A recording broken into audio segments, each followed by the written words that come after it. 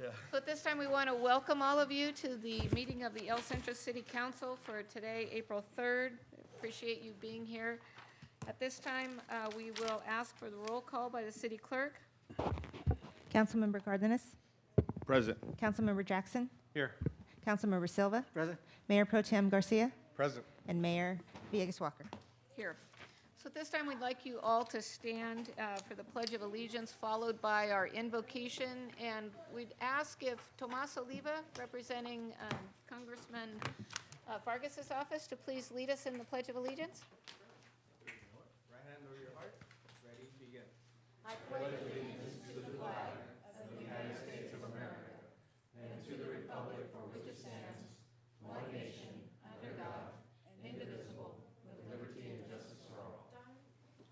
Please remain standing and bow your heads. We'll have a short prayer. Heavenly Father, we thank you for this opportunity to come together this evening to do the work on behalf of the city of El Centro.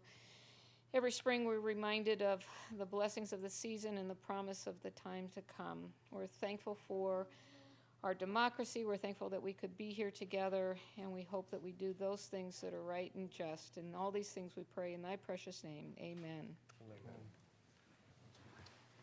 Okay, at this time, we would ask that our city attorney report out on our closed session. The city council did meet in closed session from 11:30 to about 1:30 today. Had a lot to talk about. Ms. Martin. Yes, Madam Mayor. I wanted to report out the continuing actions the city is taking to try to correct the problems with Charter Communications provision of CBS and NBC.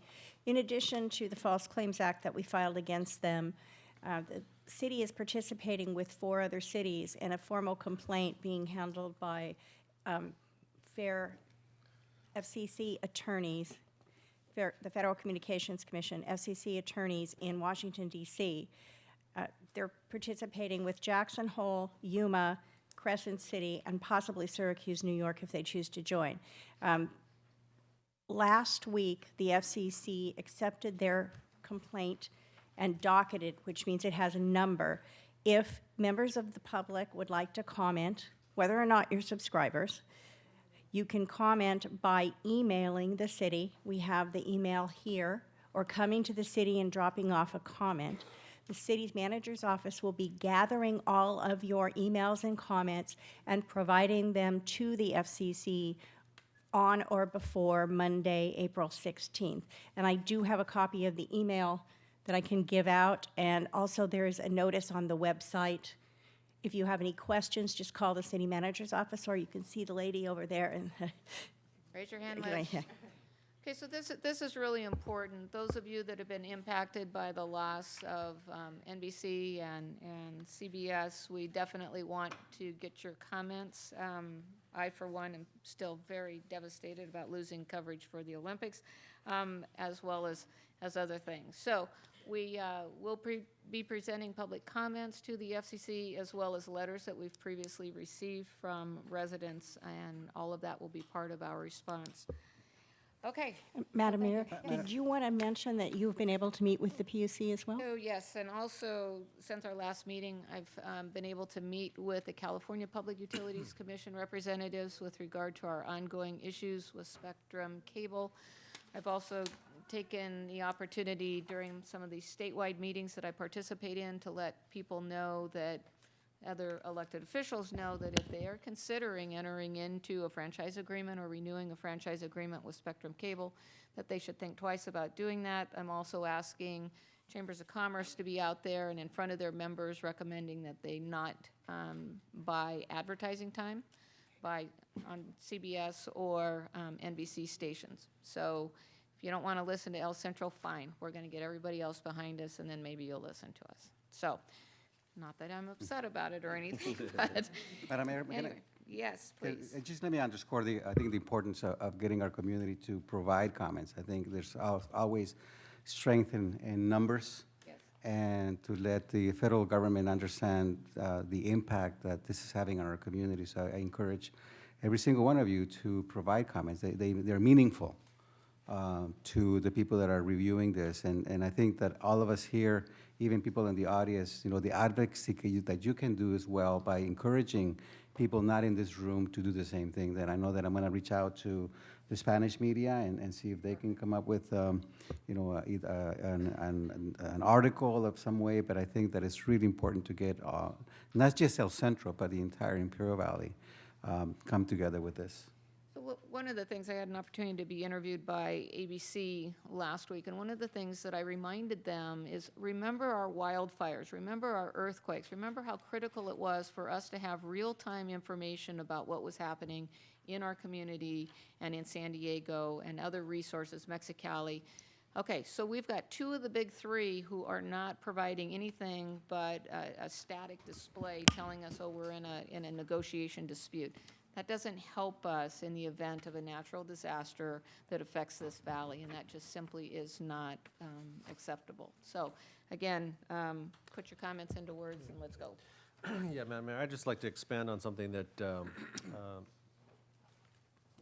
Mr. Silva said, is that not only are we wanting people in our community to reach out and give comments, but if you have people in your neighboring cities or our neighboring cities, say of Imperial, Calexico, Brawley, and even the county of Imperial, please press those people in those communities to press their elected officials to join in the legal action that we're taking towards charter, because collectively we can be a louder voice. And right now we're standing alone in Imperial County as the only city that has joined these other cities and taking legal action to try to restore services for our residents. So if we can get the other cities to join us, I think we have much powerful, more of a powerful voice. So if you know people or you know the other electeds, please lobby them to do so. Betsy, does that complete your report from closed session? It does. We were going to see if we could post the email, Clara's email on the screen. We can't do that. Okay. It is cobeso, O-B-E-S-O, at cityofelcentro.org, and it's on the Facebook page as well as the website, correct? Okay. Very good. Now that we're done with that, we're going to move on, and actually this is a celebration of sorts. It's our honor to present a proclamation for Autism Awareness Month for April 2018, and I'd like to read this in its entirety because it's a very powerful proclamation. Whereas autism is a result of a neurological disorder that affects the normal functioning of the human brain and can affect anyone regardless of race, sex, or gender. And whereas symptoms of autism may present themselves in a variety of combinations and can result in significant lifelong impairment of an individual's ability to learn, develop healthy interactive behaviors, and understand verbal as well as nonverbal communication.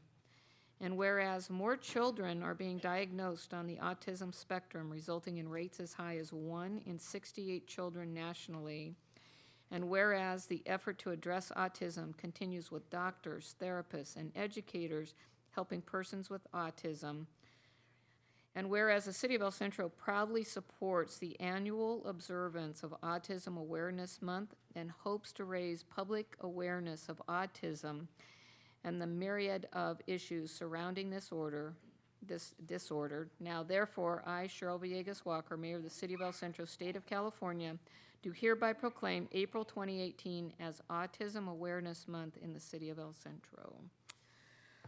So,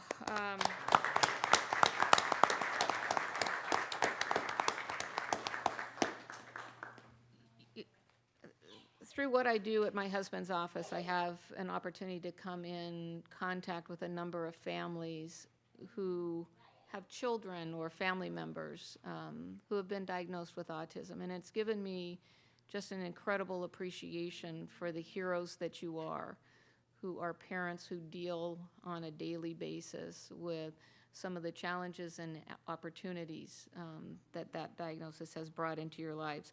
So while these are words here, and we hope that you take the proclamation and display it somewhere, we know that the true heroes are here in this room and that you live your lives with your children, and we just wish you the best in the years to come. Is any other comments? No, I just want to thank the City of El Centro. I know when it comes to folks being inclusive, that we've always encourage that, and just so grateful for our city to recognize. I want to thank the mayor, staff, and our community to holding us accountable and making sure that we are bringing awareness to those folks with special needs and letting them know that they're part of our family. That's true. Yeah, I agree, and you know, as a new father, the newest father of my colleagues here, I certainly appreciate, you know, what this means, and I appreciate the families and the things that you guys go through on a daily basis, and the challenges that you guys face. And so I'm very proud of our city that we continue to recognize this every year, to bring exposure to this, and to hopefully get more people to understand the challenges that you guys have, and hopefully assist and bring our community together as one. So thank you very much for being here.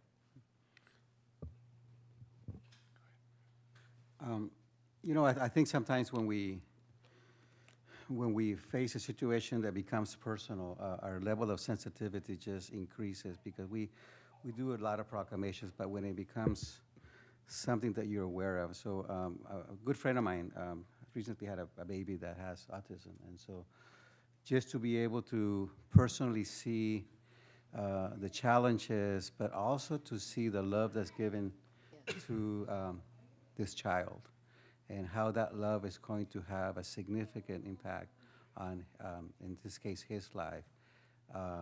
You know, it's just something that is so admirable that, you know, again, my level of sensitivity, my level of commitment just increases, because when it's personal, you cannot help but feel it in your heart. So Exactly. thank you, Mayor. Thank you.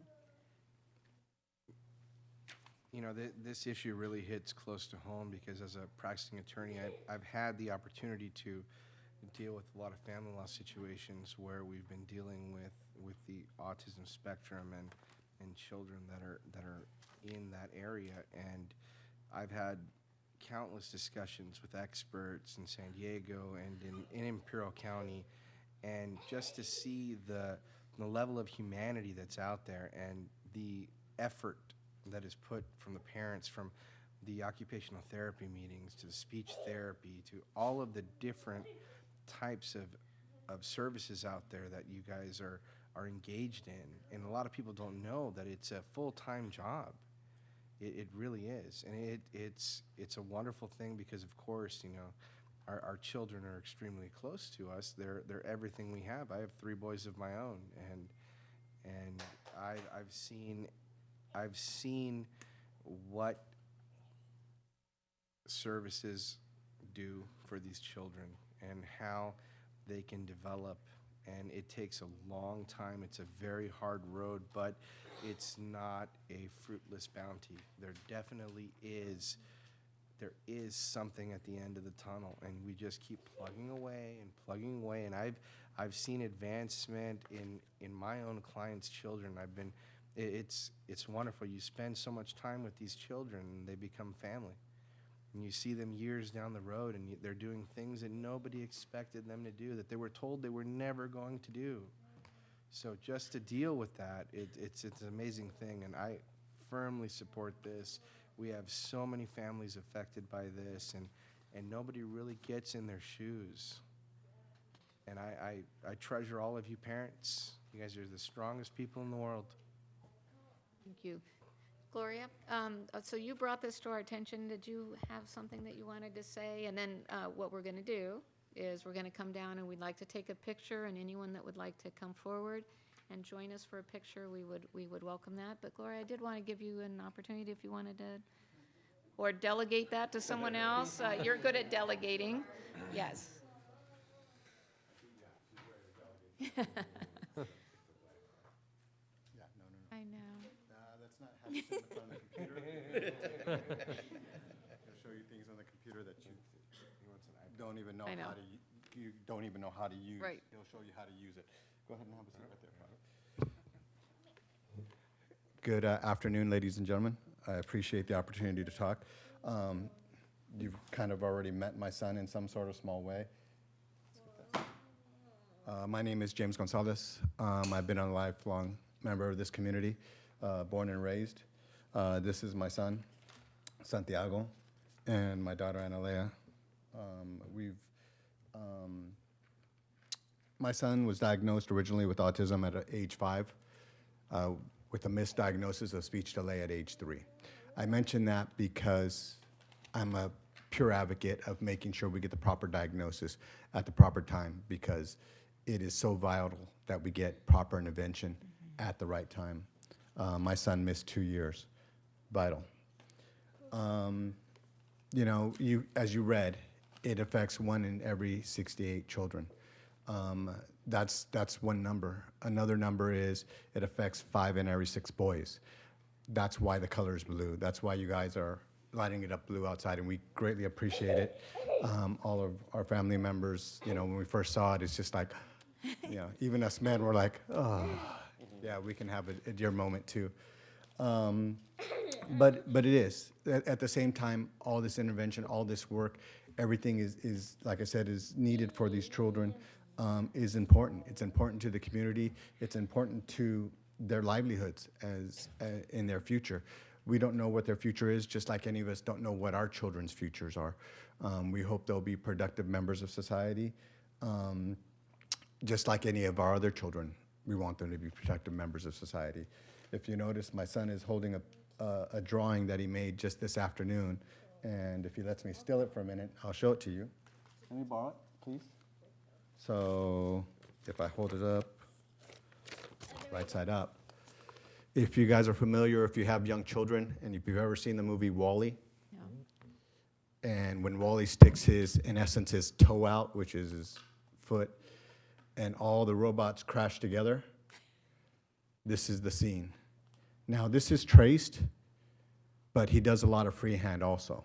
Wow. He traces and traces and traces, and he basically makes a mental image in his brain of the scene. And if I asked him to draw it freehand, would he draw it for me? Probably after several requests, but he could. Could you show the audience, please, so they get an appreciation for what, Sure. I mean, this is just amazing. So,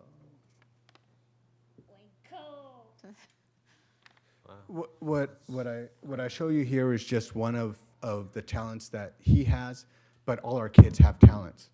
Some are not able to communicate well, most of them are not, but yet they're highly intelligent people in society, and they're so creative, and they come up with so many different things. Hey, buddy. And then they do this. So, you know, so it's you know, it's called a spectrum for a reason. We have so many different levels. And so, you know, all we ask is that you not only just look at our children or even our adult members of society. Excuse me.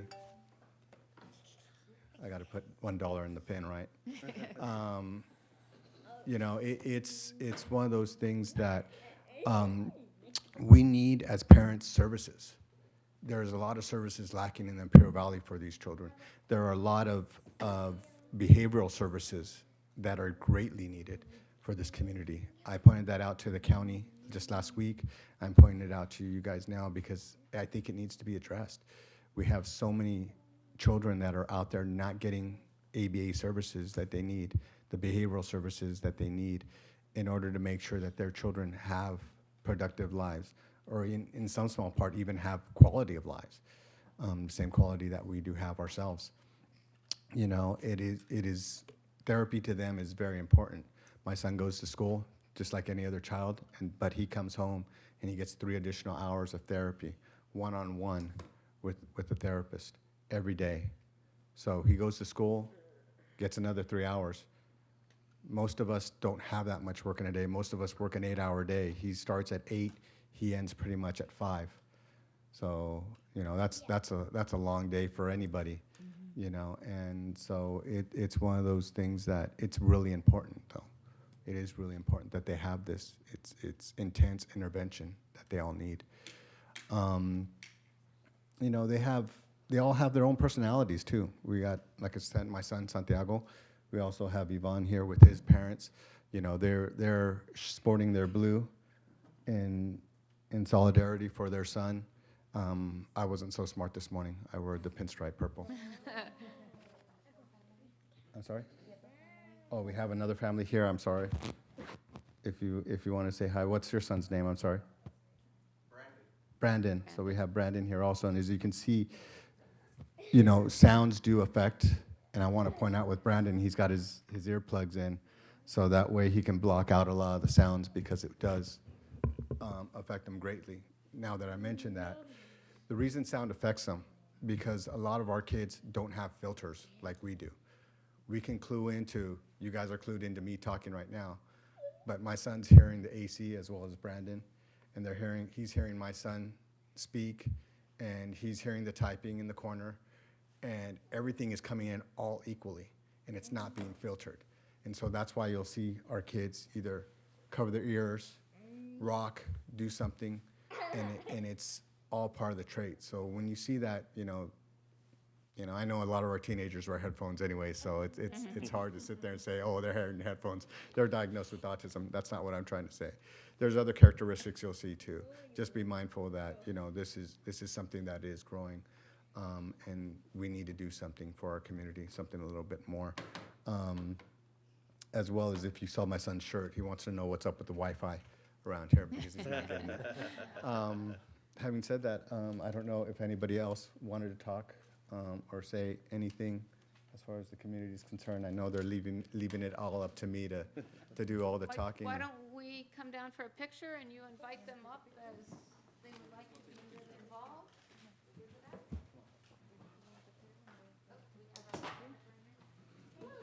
And again, thank you very much for giving me the moment to talk. Daddy, I wanted to speak. Okay. I wanted to speak. No. Where did I go?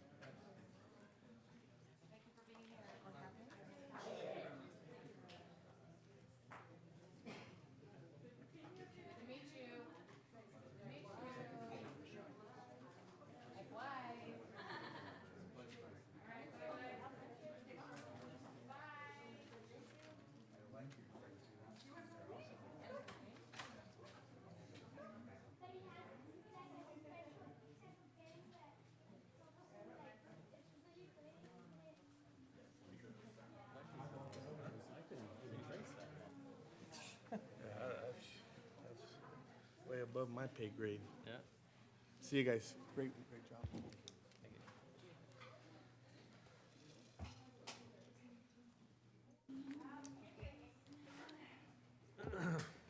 For those of you following along on the agenda, we're going to do one more public presentation, and then we are going to skip over to item number 16.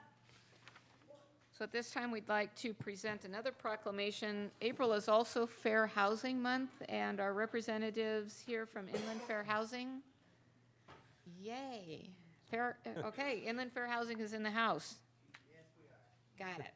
Okay, so whereas April 2018 marks the 50th anniversary of the signing of the Federal Fair Housing Act by President Lyndon B. Johnson, and whereas the Fair Housing Act prohibits housing discrimination and promotes equal housing opportunity for all, regardless of race, disability, or familial status, and whereas the City of El Centro recognizes that equal access and choice in housing is connected to access to other community opportunities and resources, And whereas since March 2009, so that's when you came and started to partner with us, right? So since March 2009, Inland Fair Housing has provided valuable services to El Centro residents, assisting over 3,800 clients.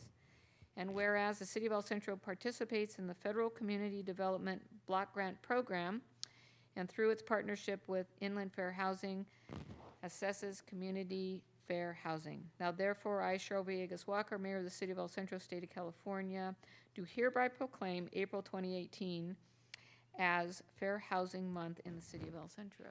So congratulations and thank you.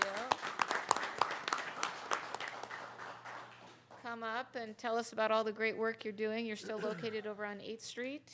Yes, we're still located on 8th. Perfect. So, good evening, Mayor, City Council members, and community members. On behalf of Inland Fair Housing, thank you for proclaiming April as Fair Housing Month. This is Eliseo Lopez. Little under the weather, losing my voice, so I'll defer to Mr. Palomino. And I am Jaime Palomino. I've been with Inland for 14 years. Wow. I am a native of El Centro. Yay. So I'm very excited to be part of this. I've actually I started with Inland back in 2004. So yes, I was here during the opening of, or contracting with the City of El Perfect. Centro. So on behalf of Inland, I would like to thank you for proclaiming April as Fair Housing Month. As fair housing advocates, we believe that fair housing is important because it plays a large role in defining a person's quality of life. That we are sure of. Inland Fair Housing and Mediation Board is proud to promote equal access and opportunity in housing by providing education on fair housing laws, investigation of housing discrimination complaints. Our agency is proud to educate our Central residents about their housing rights and responsibilities and fair housing laws. We invite the City of El Centro to celebrate with us the progress we have made since the passage of the Fair Housing Act and join us to celebrate the 50th year of the passage of the Fair Housing Act this April 11th, 2018 in Ontario at the Sheraton Hotel. Okay, fantastic. So since we have contracted, we work a lot with the majority of the clients that come into the organization that we assist are seeking information regarding rights and responsibilities, Yes. which is our landlord-tenant side of it. Whether it be a repair, whether it be possibly a deposit, just want to know their basic rights. Can they raise my rent? I need a repair made. How do I go about this? Just educating the general public. Along with that, we always give our clients the opportunity to, as a choice, to mediate. We'll contact management, we'll contact the attorney, we'll contact the landlord or the homeowners. And we do the same thing in fair housing. Fair housing is a little bit more complicated. We're dealing with people with disabilities. People looking to get a reasonable accommodation, a reasonable modification, and dealing with management, educating on them as to what a reasonable accommodation or a modification may be. So the majority of the services that we provide and that we have been providing are just basic landlord-tenant rights. And through landlord-tenant, we look for any fair housing implications. That's how we determine whether it be a fair housing complaint or whether it be a landlord-tenant complaint. Through the fair housing aspect of it is, are we looking for harassment? We're looking for differential treatment. Are they treating the tenants different? For what purpose? Whether it's based on the race, sex, religion, the protected categories. So that's how we make the determinations, whether it be a fair housing complaint or whether it's just a landlord-tenant complaint. Excellent. Any questions for us? No, but we really, really, really appreciate, I mean, I don't have questions, I just want to like heap a bunch of praise on you guys. We are so thankful that we have the resource to refer folks to you that really need an advocate for them. I know that Ms. Villacana deals a lot in our planning department and with our groups, and we just really appreciate the role that you fulfill in our community. Thank you, thank you.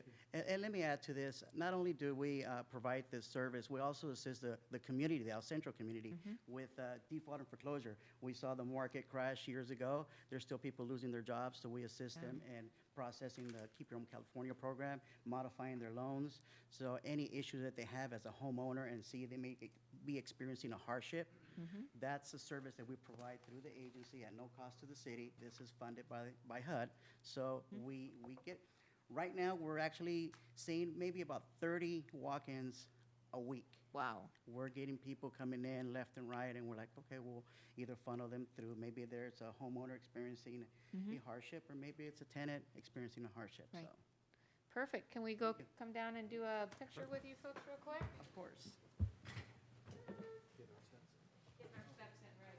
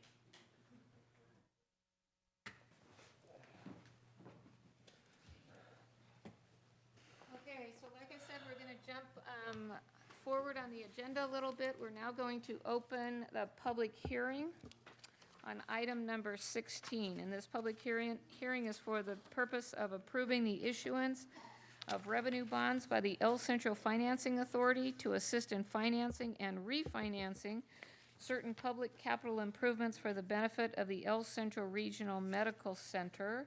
And if I could have, please, Mr. Don Hunt come forward and introduce the cast of characters that you have with you. Do you have everybody's name? Yes. Yes? Yes. We have the hospital management, Good? we have the municipal consultant to the hospital, Roy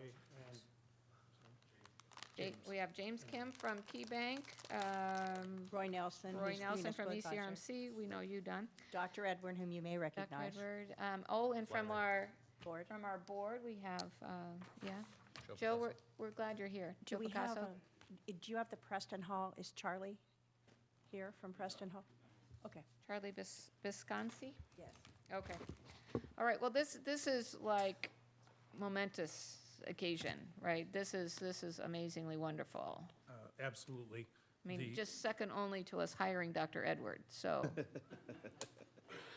You will recall that in 2015, the city assisted the hospital in financings for the new medical office building, and there were two series of bonds in that financing.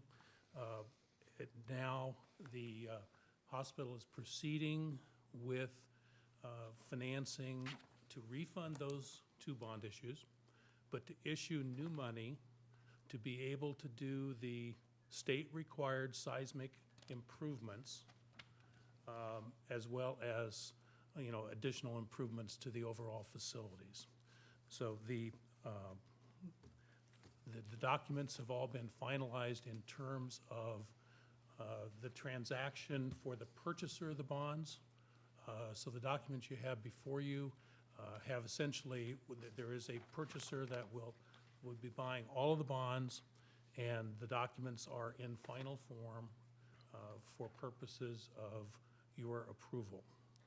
We expect to close in a couple of weeks, and I think the actual bond purchase agreement, if approved by the City Council and Authority tonight, will be signed tonight.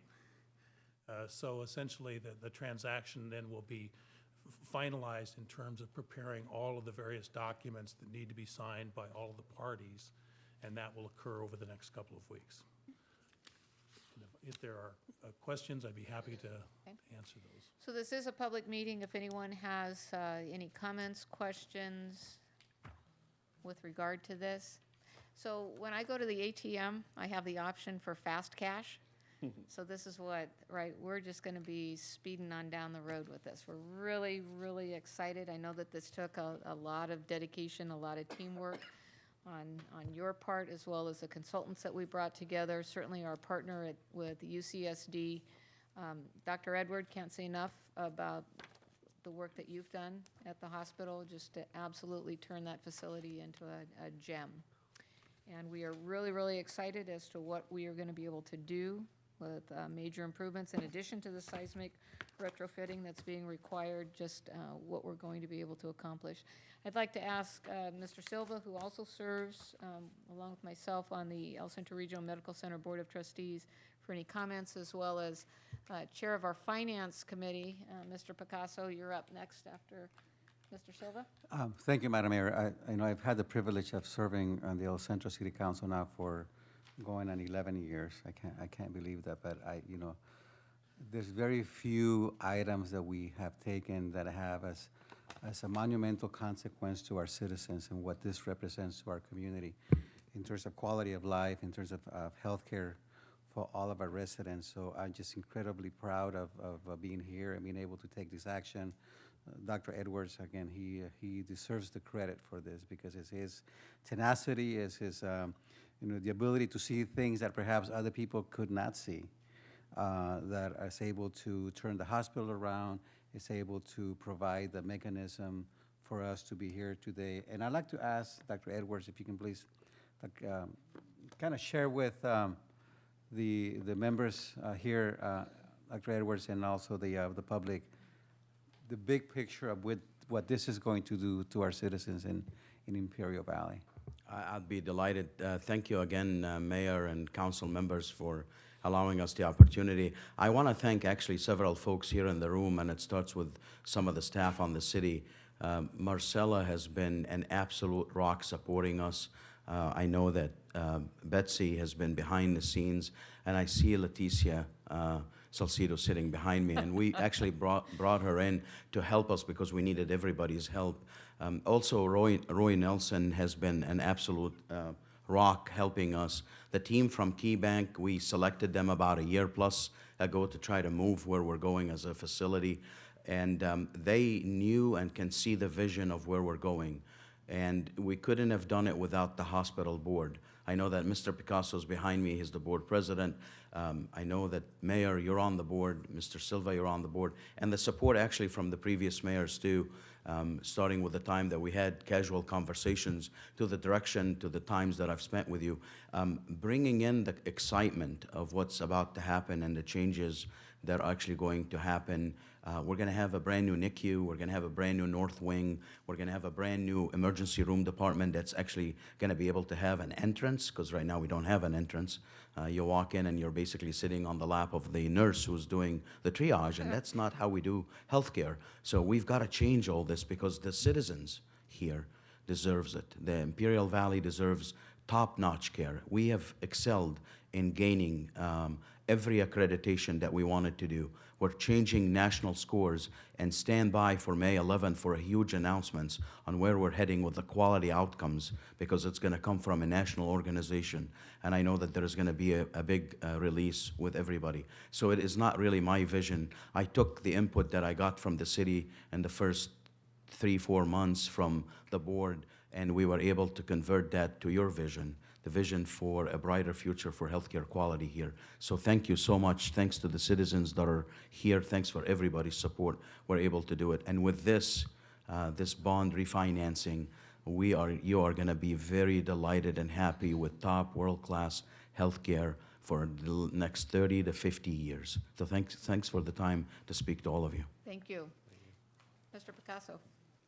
I do have to say, I don't get nervous very, very often, but I know that when Dr. Edwards said I needed to come in and meet with the finance folks, that really made me nervous, because I thought, okay, what's on the line? Oh, only $125 million. I hope I don't screw this up, right? So I guess I didn't.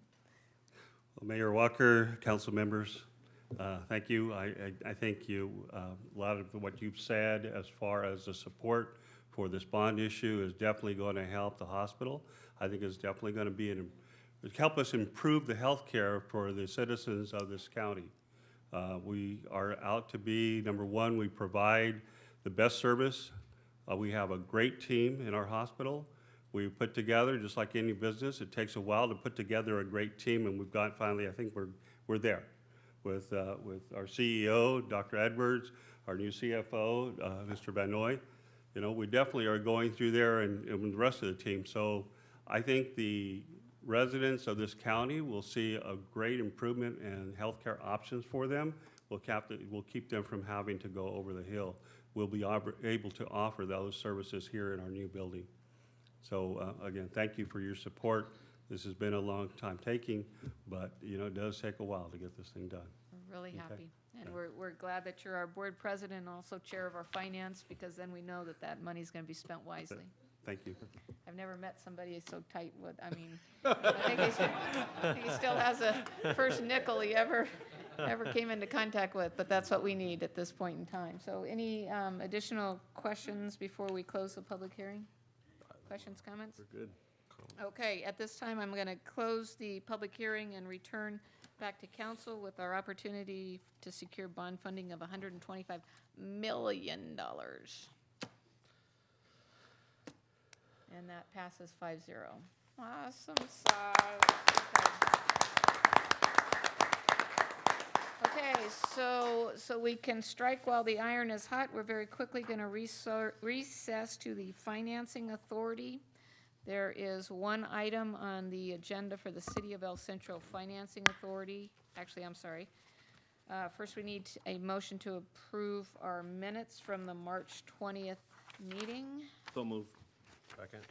All those in favor? Aye. City Clerk, we had the motion by Mr. Cardenas, second by Mr. Jackson. We'll now move on the recommendation to approve the issuance of the Financing Authority of Hospital Revenue Refunding Bonds, El Centro Regional Medical Center Project Series 2018, to assist in financing and refinancing of certain public capital improvements for the benefit of El Centro Regional Medical Center. So moved. Second. We have a motion by Mr. Silva and a second by Mr. Jackson. All in favor? Aye. Aye. All right, you're good to go. Thank you very much for being here. Again, a round of applause. That really is pretty cool. Okay, so I think that's the fastest anybody's moved on $125 million. So we are going to come back to the City Council. Thank you all for being here. And pick up where we left off, which is, okay, item number 3 has been, oh, Dr. Edward, did you have an update on anything happening out at NAFL Centro?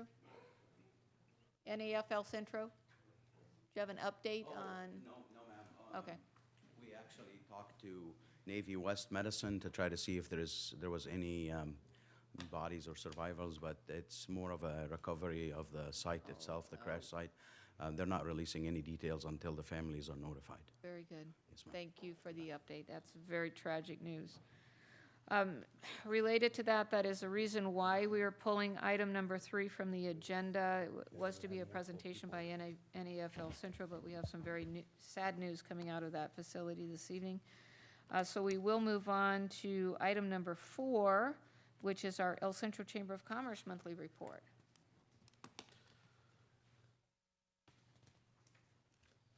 Yes.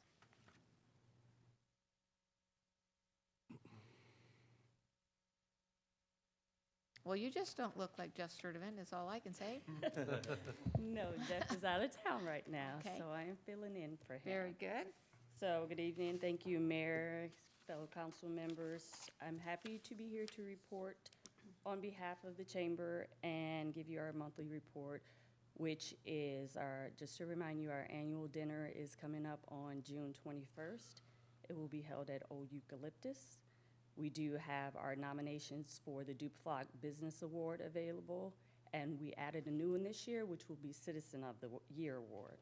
So Okay. both of those are available, and the deadline is May 28th. And last but not least, I would like to inform you guys that I will be leaving the chamber effective Thursday. So it was a pleasure working with you all, and I thank you for everything. Don't go. Gotta get out of here. Wow. My first and last council report. Wow. I like that. Wow, wow. Darletta, it's been a pleasure working with you. I concur. It has been a really good pleasure. All of you were really great to work with. Edgar, I haven't seen you at our board meetings yet, so I don't know so much about you. But no, all of you have been really great working with. The chamber is better off with you guys being a part of it, and I thank you for everything. The relationships that we've built, I'll take with me to my next endeavor. I see we have our incoming president in the back row there, so you're showing her how it's done. Yes. So, Terry, we look forward to your term as president of the El Centro Chamber. Darletta, you will be missed. Thank you And we very wish you much. well on your future endeavors. Thank you very So, much. comments? Yeah. Darletta, it was a pleasure to know you. I've seen you at multiple events, even if it wasn't at a board meeting. Every single event. You did a great job. You had great vision, and you brought a lot of joy to the events that we had, and you will be missed. Thank you. Mr. Silva? And I just want to concur. I think you brought to the chamber the sense of stability, leadership, friendship, being able to work with people. I know we've had some conversations over time, and you always seem to be together. You don't get rattled by things, and they always find a way to make it work. And so I think that's a reflection of where the El Centro Chamber is today. And so I know that wherever you're going, you're going to do a fabulous job as well. So congratulations. Thank you. Yeah, I'm sorry to see you go. I think that you have brought a level of professionalism to the chamber. I think you've brought fun back to the chamber, and an enthusiasm that I think the chamber has lacked for a while. And you brought us into a whole new era. And you've got great board members. Terry, I know, is going to do a great job because she has the same passion and fun personality that you do. But definitely sorry to see you go, and look forward to still seeing you in the Valley. And I know where you're going, and I wish you well in that endeavor. And hopefully you'll still be attending different events. And also the air show gala, I know you were a big part of bringing that to the chamber and to the city of El Centro. And we'll forever be in debt to you for that, because I think that's one of the greatest events we have here in the Imperial Valley. So thank you. Thank you. Yeah, Ms. Darletta, we are going to miss you. One thing I've always appreciated about you is your family, because I know your husband and your daughters were always participating. I'll never forget when we were out there at the Imperial Valley 250. It was pretty hot, but you were out there making things happen, so I do appreciate. And if you look back, we've had some major signature events, and they've all been under your leadership. So you're leaving us with a tremendous amount of success and some signature events that you should be very, very proud of, along with the board. So thank you for your service, and good luck to you. Thank you. Thank you. Okay. Hope to see you at the annual dinner, though. Of course. Okay, very good. Okay, this has been just an amazing night for a whole lot of reasons. The next up is a award presentation, California Water Board grant. Are you going to share the good news with everybody? Yes, actually. So, good evening, Honorable Mayor and council members. So, I come with some good news from the state, which is not something that we say often.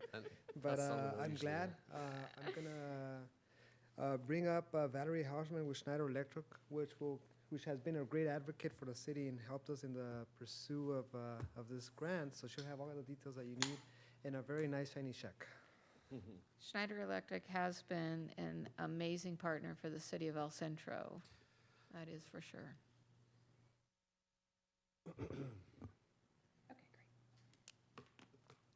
Well, good evening, Mayor Villegas Walker, council members, city managers, staff, and community. I'm Valerie Houchin with Schneider Electric, and it's good to be in front of you again.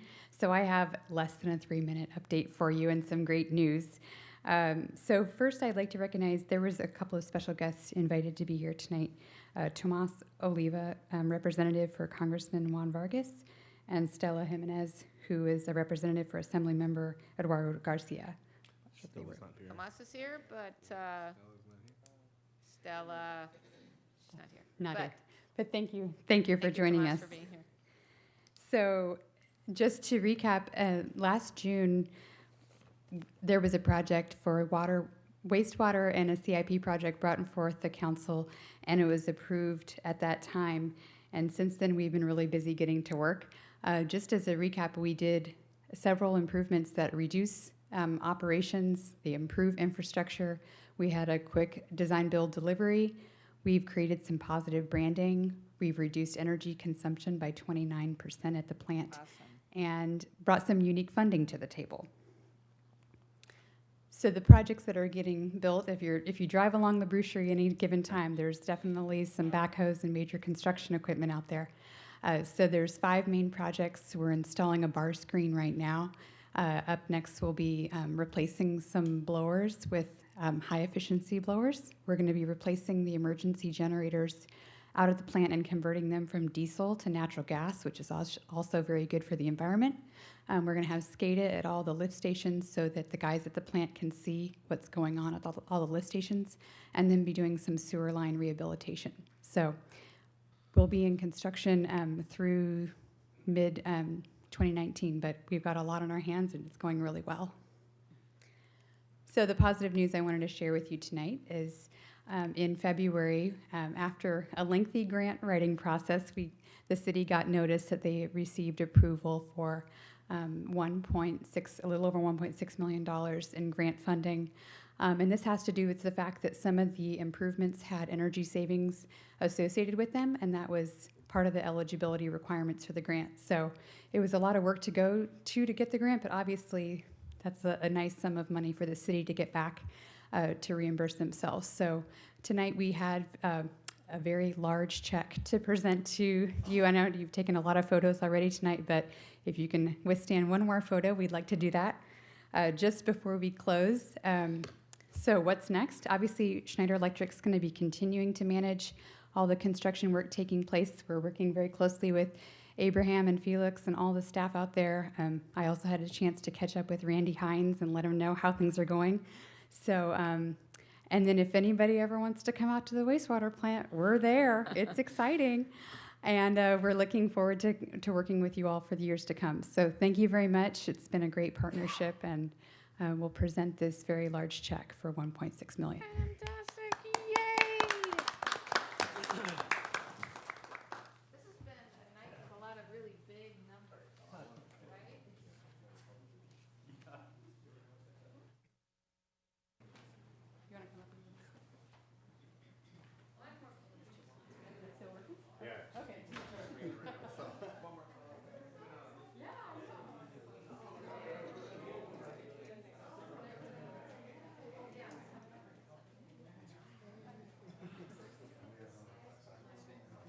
You want to come up? Tomas, we'll get Tomas up here too. Come on. I'll be on this side.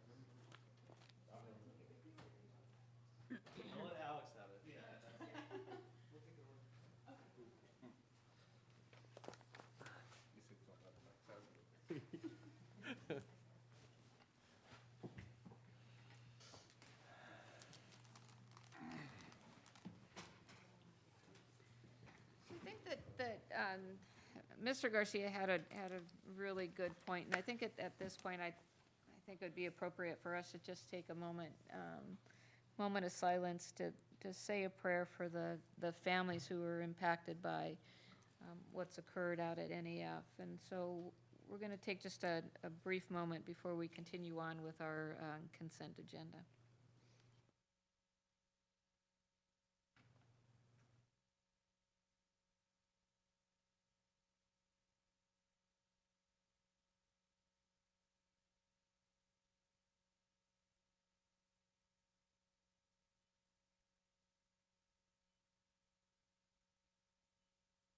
Thank you very much. Proceeding with the consent agenda, Ms. Caldwell, we are going to pull at Mr. Cardenas's request, we're going to pull item 14 from the consent agenda. So we would be looking for a motion to approve agenda items 6 through 13 and item number 14. Are we doing voice? Would you like us to do voice since we're already queuing up the presentation? I can get you to. Can you override that?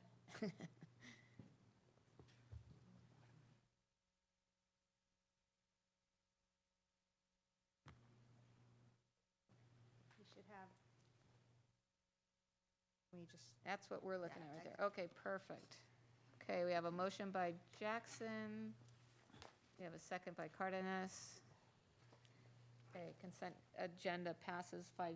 Thank you, Diane. All right, item number 14. And Mr. Cardenas, did you want to introduce the item and Yes, the if I- reason why you pulled it? Yeah, thank you, Madam Mayor, and I'm going to kind of make it short. I know that we have quite a bit left on our agenda, but I just want to thank, staff and everyone that's working on this sort-out project, and we do have a little bit of good news, and I don't think we have to go through the presentation. I'm very excited about that northwest parking lot, which is dirt right now, and then there's going to be a significant upgrade.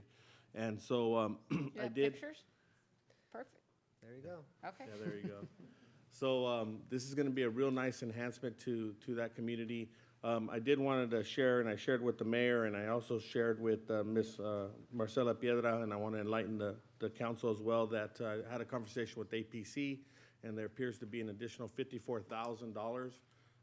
And a lot of that comes from the lobbying efforts and of our staff, which is Mr. Luna.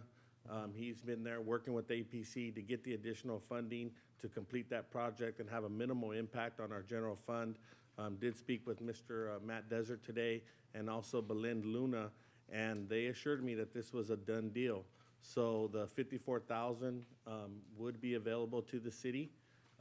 And so I just wanted to make sure that in this item that reflects in there, and I would just maybe suggest, Madam Mayor and to Ms. Marcella, that we follow up with them on Monday, or excuse me, tomorrow morning, and just make sure that that's accurate, because they did confirm that $54,000 was available, and I told them that I'd be sharing that this evening with the council live and also streaming. So that $54,000 there is going to make a significant impact to us, and I want to again thank Mr. Luna for his lobbying efforts. And so with that being said, Mayor, that's why I had this pulled, but I am asking that staff follow up with them on in the morning, just to make sure that we have confirmation that $54,000 would be available to this project. Okay. So, Mr. Campos, you want to go through your slides very Yeah, quickly? So- definitely. Very quickly, there's a project, as you know, we all know it. The project consists of constructing some ADAs, some ADA ramps, parking stalls. The project currently is just gravel out there, so this will play into the APCD requirements for the Road 310 funding. I do want to make a correction, and so when we approve This the is corrected. motion, yes, what's in front of you is the corrected fiscal impact. There was a typo in the agenda. If we can use this instead, I have added in front of you, and it's a copy of the slide basically. That says that we're working with APCD to obtain the additional funding, which ties in perfectly to that $54,000. We will be adjusting down the general fund amount as soon as we get confirmation from APCD, and charging that instead of using general funds. So with that, I think it's just, the rest is just a discussion on the bids that we did get. We had a variety between 224,000 Wow. and 326,000, so very sought after project. And we expect to award this contract later this month. Actually, we'll award it tonight and start construction later this month. And construction should be complete sometime in June, July timeframe. Mr. Campos, Quick project. with the award this evening, construction beginning April 13th and construction complete June 12th. Yeah, so Is that going to impact anybody that's playing out there right now? we need to check with Parks actually. So our contractor, we definitely kick a pre-construction meeting. We'll be inviting Parks, and we'll be coordinated around that. This Okay, is just please. one small Yeah. site. Yeah. There's additional parking along the area, but we'll That's make true. the accommodations that are required. Okay. So, So, Madam Mayor, I did want to pass on a compliment to the staff. I did speak to the folks at our APC office, and they said when it comes to using funding in regards to Rule 310, that the City of El Centro has done a great job in leveraging existing funds and getting projects that are shovel-ready and making sure that we're maximizing that department. So I do want to pass that compliment to staff, that you guys are doing a really good job when it comes to those funds. Appreciate it. Pass it along. Perfect. Any other questions or comments? Two questions, Madam Mayor. Yes. Abraham, so would total impact to the general fund be 60,000 then with if the funding comes in at the 54,000 that Mr. Cardenas is talking about? So there'll be a net impact of 60,000. And then the second question is, I don't think I've ever seen this company before, DJ Miller. Have they done any work for us before? In the past, yes, it's been a while since they've done it, but they have done it. They did some overlay work. It's got to be over 10 years ago. They're a good company. They are trying to get back in the valley. I'm not sure why they left, but they now, I guess, they're trying to get some projects going over here. They've been consistently bidding on the projects for the past few months. Okay, so their quality work prior to leaving the valley was good? Yes. Okay, all right, thank you. Okay, additional questions? Okay. Mr. Cardenas, thank you for that additional work on behalf of the city. Yeah, we'll give you a bonus of 50 cents. Finder's fee. Yeah. Okay, do we have everybody? There we go. Item passes 5-0. Thank you, Abraham. All right, we already did item number 16. Let's buzz forward. Item number 17. Liz, you're up. Public hearing to solicit public input and approve the draft 2018-2019 CDBG Annual Action Plan.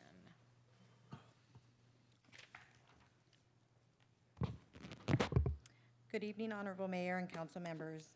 The City of El Centro, designated as an entitlement community by the U.S. Department of Housing and Urban Development, expects to have available $588,839 in fiscal year 2018-19 in CDBG grant funds.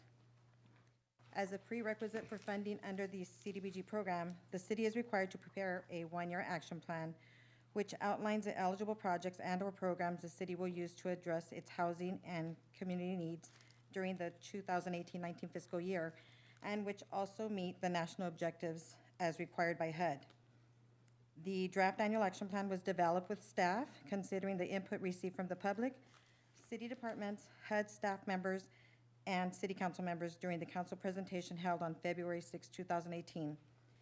As required by HUD, a public hearing must be held prior to the annual action plan being made available to the public for the 30-day public review period, which will begin tomorrow, April 4th, and end May 4th, 2018.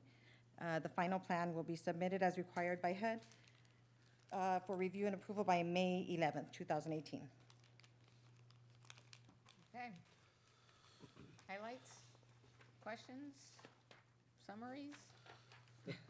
Anybody have any questions for We're good. Ms. Sesenia? Nope. Liz is like, no. No, we're good. You guys went through this in February. Okay, well, this is a public hearing. Are there any members of the public that would like to address this item? Please come forward at this time. Address yourself to the council, identify yourself, although we all know who you are. You're crazy Morning. famous, but. Afternoon, actually. It's still Need your name morning. and address, The day is please. not enough for me. Esperanza Colio, Community and Economic Development, County of Imperial. And I'm here to provide some comments on regards to the CDBG program. As many of you may know or may not know, the Housing and Urban Development had a meeting with us and the Continuum of Care about 2 weeks ago, in which they are encouraging the county to take over the continuum of care, because it seems that as a county, including the cities, we are missing the opportunity to secure additional funding. There is potentially about $800,000 that we have been missing, and our small nonprofit organizations have been able to secure close to $200,000, but because not that they're not prepared, they lack capacity and the sense of personnel to be able to manage the programs and some other items. And so the county has being in conversations with the funding sources, which is HUD in this case, we're having to schedule a meeting next week to go a little bit more in detail of what is the expectation for the county to take over. But, like every city and any county, we also have challenges and questions for budget purposes. And so I'm here to invite you maybe to consider part of your 15% set aside for public services to maybe identify some funds over there to advocate for this continuum of care, which actually deals with the homeless population in Imperial Valley. We don't know what their expectations are. We will come back to you with maybe once that we have all the information in place to discuss with you to see if we can get together and maybe create a program and secure funding from the CDBG program, which is one of the programs available for this program, and see what we can do all together to alleviate the homeless population. That's about it. So we have been using our CDBG program. Every year we submit a grant applications. When we submit grant applications that will become eligible, we submit a portion of that grant application funding availability for subsistence payments, which is the program that help us to assist the families to prevent homeless. Meaning if they receive an eviction notice, we're able to provide up to 3 months of temporary shelter. I'm not advocating for that specific program. I'm just advocating for you to consider maybe in the future to secure some portions of that funding for the continuum of care, if it's possible, and to assist those nonprofit organizations that are assisting the families as well. Okay, thank you. We really appreciate you being here, and we're super excited about the opportunity to work with the county on the homelessness issues. May I ask a question, madam? Yes. Esperanza, so when you say in the future, you're talking about next year, right? Because the funding that we are approving today Yes. spends all that 15%. Well, in this case, I think you barely open in the 30-day public comment, no? Or you close in the public comment? We're done. We're done, but We're just so done. you know, Oh, okay. what we've already allocated here, and maybe It's this already- is where okay. where you're going, is that over the last several years, we have Mm-hmm. allocated monies for the homeless population Okay. in direct services, direct funding provided to House of Hope through Catholic Charities as Right. well as Woman Haven. What is the They've amount been- that is being allocated for them? Because my understanding is, based on your allocation, is about $87,000 available, no? No, no. Is that the And we 15% rate? also, in addition, Esperanza, what we also fund, use a portion of our funding for the senior nutrition program. Oh, okay. It falls into the public services, it's the same Yeah. program. Lizzie, I'm having trouble getting right to that page that has the breakdown, but it seems to me we're funding, the table, seems to me we're, 25, around 25,000? okay, perfect. Yeah, so Catholic Charities is receiving 15,000. 15,000 on the right? senior nutrition program. Right, senior and nutrition, 6,000 for 6,000 on House the of House Hope. of Hope. And then Woman Haven's getting 6,000. And that's a significant decrease, of course, from what we've been able to do in years past. I mean, I think in years past, we've presented like upwards of $20,000 per year to those organizations. But looking big picture, Yes. one of the things that this council has struggled with for a long time, and in fact, a couple months ago, we asked the city manager to please see what we can do to help the continuum of care develop a strategic plan. We think that all of the resources are kind of spinning in some kind of an orbit, but they need to be brought into alignment under some kind of a strategic plan, and we're looking forward to getting that developed so that we can figure out where the city can best plug in and help provide. Yes, what we have done in this particular case this year, we have our limitations in terms of the CDBG funds to inject those funds into an entitlement. An entitlement, the city of El Centro is the only entitlement in the county of Imperial. We remain as a non-entitlement, and so are 6 cities.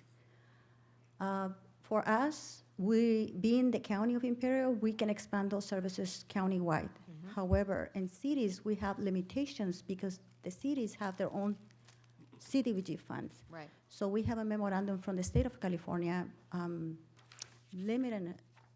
providing limits for us to provide those services. So in a sense, right now, depending on the amount of persons that we have in our program, we can only provide services to 7 families in this case. which Wow. is very limited. I wish we have more funding, but we don't have. What we were able to do is to secure funding through a nonprofit organization. And I'm very grateful to have Clínicas de Salud del Pueblo and other for-profit companies that were able to provide us up to $18,000 this year to provide temporary shelter to the families. But in the future, I can see we will be struggling as a cities and counties to have more population homeless. And my understanding is entitlements have up to 50% set aside from their allocation. So let's say that you have $600,000 allocation. 50% is the maximum amount that you can secure for public services. And I'm not allocating just to totally allocate those 50,000 because you have the senior population, you have other needs, and you have the youth too that you can use those fundings for it too. But just to think back in a big picture for the next year, I don't think this is going to happen from today and then the next 2 days. It's a plan that we have to develop along with the cities. But I would like you to be open to work with us so that we can bring this program together and then we assist each other in the next fiscal year. Great. Okay? Yes. Madam Mayor, if I can just Yes. piggyback, I know that our mayor's been pretty vocal about it, Councilmember Jackson's been pretty vocal about that strategic plan, because there is significant opportunity, in-kind opportunities as well. And I know that they've made requests for funding, but again, we need that blueprint to be able to tell us, how we're going to tackle this from a holistic standpoint. So, Yes. I would love to see that first. And again, there's a lot of in-kind opportunities that our city can also contribute to, but it's really helpful to have that. Oh, yes. So the first step is going to be to meet with the Housing and Urban Development to find out exactly what they want us to do with the program. And then we have to plug some numbers. And then when we have this plan, then we're going to come back to the cities to see what can you cities support the program. We're not asking to allocate all the funding that you have. We're just asking to We want to work be with us. involved in the development of the plan. On the plan, as development opposed of the to plan. coming back after the fact saying, we've developed the plan and here's Yes, where we and want. I will relate here's that where we want message. you to- I will relate that message to our CEO Yeah, because we want to make it work for Right, everybody, right. so Yeah. everybody will be on board in that one Right. way. Okay, that thank would you. be Any more very helpful. questions? Thank you, Esperanza. Thank you. Okay, this is a public hearing. Any questions, comments from the audience? Yes. Hello, Tomas Oliva, representing Congressman Vargas. I didn't expect to speak, but per the conversation that was happening, I just wanted to offer myself the resources of our office in case in the strategic plan that you would like to see become a reality in the future. If we can bring HUD down here to bring all the cities together. I know that we were able to facilitate the Safe Routes to School Master Plan that was able to cover the entire county, and that went through ICTC. Right. Whether this goes through a regional agency such as that, in order to kind of manage it and pick it up, that's a conversation we can have. But I just wanted to, for whatever it's worth, say that please let us be helpful if we can be. Perfect. Just help us get more money, Tomas, that's all. Yeah, can we get? That's all. Or can you allocate more money. Just bring us a check. That's all. Double our CDBG funding would be nice. Okay, good. Any additional questions? We're going to go ahead and close the public hearing then and bring it back to council. Where we're headed with this. I have a motion by Jackson, second by Cardenas. And that passes 5-0. Okay, Liz, thank you very much for your work on that.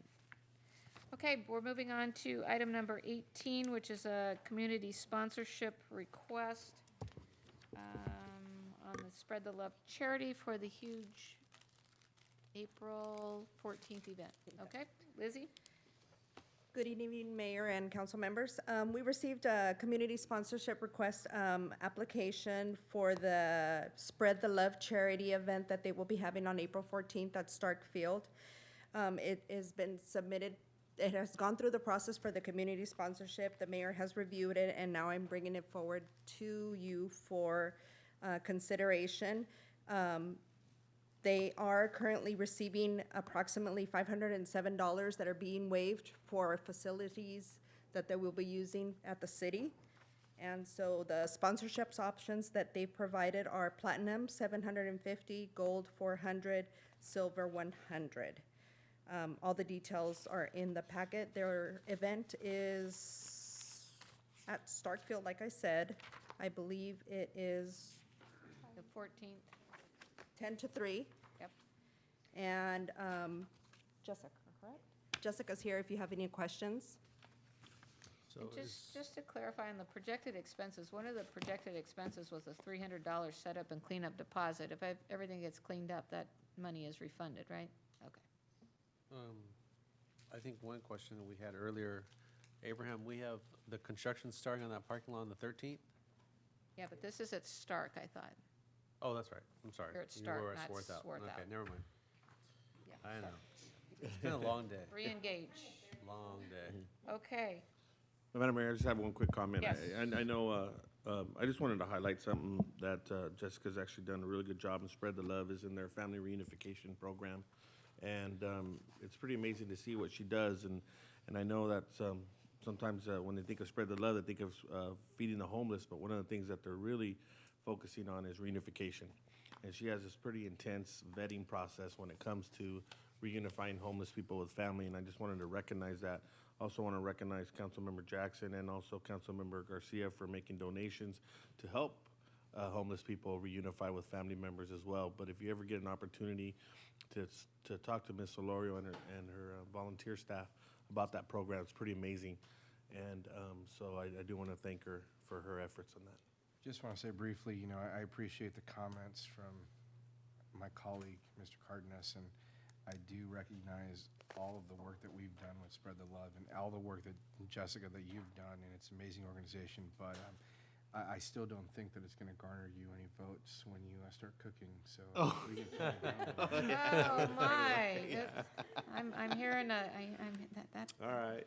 And just for the That's a big- public. That's a big throwdown right there. Councilmember Cardenas is going to be actually cooking for the carne asada cook-off, Okay, so I'm glad I'm not all a judge this year, but I will be. Is it tamale tamale We'll cook-off? be there to No. eat. He will be competing. We will be there to And I eat, am a so- judge, and so Oh, I can, you are? I can be bought. All right. Oh, not supposed to Hey, tell? we need to talk. You didn't tell me that. Oh, good Lord. You need better coaching Thank of your you. judges. Next year, ask me. I don't know. Is that a conflict? I didn't know it was Okay. Voting? No, because Jeez, No, actually, they have very strict guidelines when it comes to Yeah, judging. I was told and I by the time would- you're done, no. I was a judge last year, I was an alternate the year before, and when you're done with this competition, you don't want to full. get anywhere near taco for at least 2 weeks. Yeah. Okay, we'll keep that in mind. Okay, so Liz, to recap, we've got a little over $500 in-kind support, $200 in cash. We've got Mr. Cardenas there, we've got you as a Yeah. judge, and then all of us there to eat tacos. That is approved, 5-0, and we will see you You on the 14th. didn't tell me I wasn't supposed to say anything. Again, thank you for all you do Thank in you, our ladies. community. It's very much appreciated. There you go. I'm gonna get bumped out my spot. Okay, we are moving on then to the Public Safety Summit budget request. Liz? Yes. As part of the binational regional mayor summit, the city of El Centro was volunteered by former Mayor Alex Cardenas Good job. Way to go, Alex. Real good. to host a public safety summit. So I won't be there. Now, how much is he kicking in from his campaign on this? I know. You have matching funds? No. So Liz, Marcella, myself, Mr. Silva, we sat down and kind of worked through the numbers, and I think that $7,000 is pretty reasonable for what we're going to be. We may not need the 7,000, Right. but right now we're requesting, that's an estimate of what we think we'll be spending. I am reaching out to public safety sponsors. Right. And hopefully that number would be less. Come down. Yes. And we do have some pots of monies available here and there that we were hoping And to I cover think, as I that. recall, the total budget for this is around $18,000, Right. but through sponsorships, through people coming together and allowing us to use equipment that perhaps otherwise we would have to rent out. Arm twisting. Like San Diego State, Calexico is going to allow us to use their translation equipment Devices. at no cost to us. Perfect. And I think other sponsors That have was- come in. That was like $1,500 right Yeah, there, right. right? So, Yes. And, SDSU will be providing with the the facility. translation devices, not the person doing the Right. translation. We will have to pay for that. Also, IVC, of course, is hosting the event at the community college. Then we also have AT&T, who will be sponsoring the lunch. And one more sponsor, we have Reach Air Medical Services. They will be sponsoring the drinks and the Excellent. morning, Okay. continental Perfect. breakfast and afternoon snack. Perfect, okay, Yes. so just to reiterate, our date that we selected was May May 18th. May 18th. It is a Friday. It will start at 8:30 and approximately at 5. And we'll be hosting tours in the morning, starting over at the Orrin Fox Detention Center facility, and then moving over to IVC and hosting Fire Academy demonstrations, Police Academy demonstrations. Our El Centro PD will also be having their canines and, you know, having a demonstration there. And then we'll- Officer Thompson, did you know that? Yeah. Like, what? Huh? Who? Okay. Surprise. Yeah, I'll wear the bite suit, so. When- It was my turn. Oh, you're. We don't have one that small. Stop it, I just have to wear the top hat. Okay, so what, the other thing that we're gonna do, We this have a is actu- keynote speaker Right. as well during lunchtime, and then we'll have different public safety topics the rest of the afternoon that will be at IVC. We're also And gonna let me do, just, can I just add that tomorrow we're meeting with some some folks from Mexicali as well as San Luis, Mexico, and coming together and helping us work on the agenda, on the work agenda, because I think that we want this to be relevant to everybody there.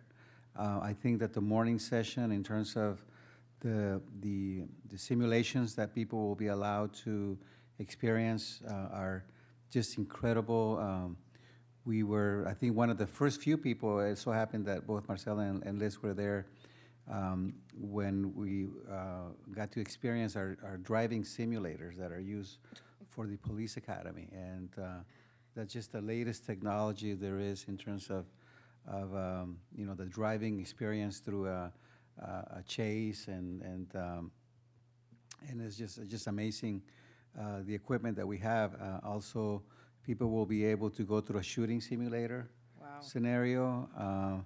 We're gonna have our nursing simulation there delivering babies. I think she'll probably deliver about 20 babies that morning. We have our fire simulation, which actually is real live fire. That will be also available for people to go through. So it's just it's a very exciting agenda that we put together, and I hope that all of you guys can join us. one additional thing we're gonna be doing during lunch is public safety appreciation. We're gonna be giving, Great idea. right? That is we're gonna correct. do- Yeah, gonna make sure that that's part of the day. It's definitely letting people know how much we appreciate our public safety folks, so. Madam Mayor, just a quick comment. I Yes. just want to I do want to say thank you for taking this on, and I appreciate your plate's super full, and I do appreciate you taking this on, being gracious about it. You know what, I appreciate the teammates that have come together. Certainly, Mr. Silva has been a driving force behind this, and Ms. Piedra and Liz, so definitely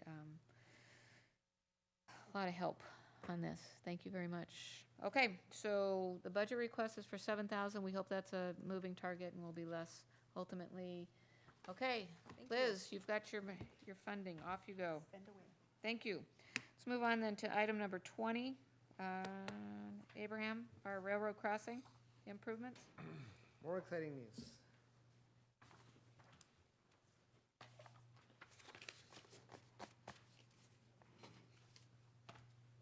All right, so this is a project that's actually been in the books for us for quite a time. It's regarded some coordination between Caltrans, the railroad, and the city, and a lot of moving targets. But we're finally there, and we're ready to award this project. This is a project will construct curb gutters, sidewalks, driveways, 80 ramps between the El Centro Regional Medical Center outpatient clinic and 3rd Street to the east of that. And also the Union Pacific Railroad will be installing and upgrading their infrastructure there, their arms and whatnot. So what we have right there right now is not much. There's remains of portions of sidewalks perhaps at some time. And other areas don't have sidewalk at all. So going from west to east there, or east to west between 3rd and 4th is very difficult.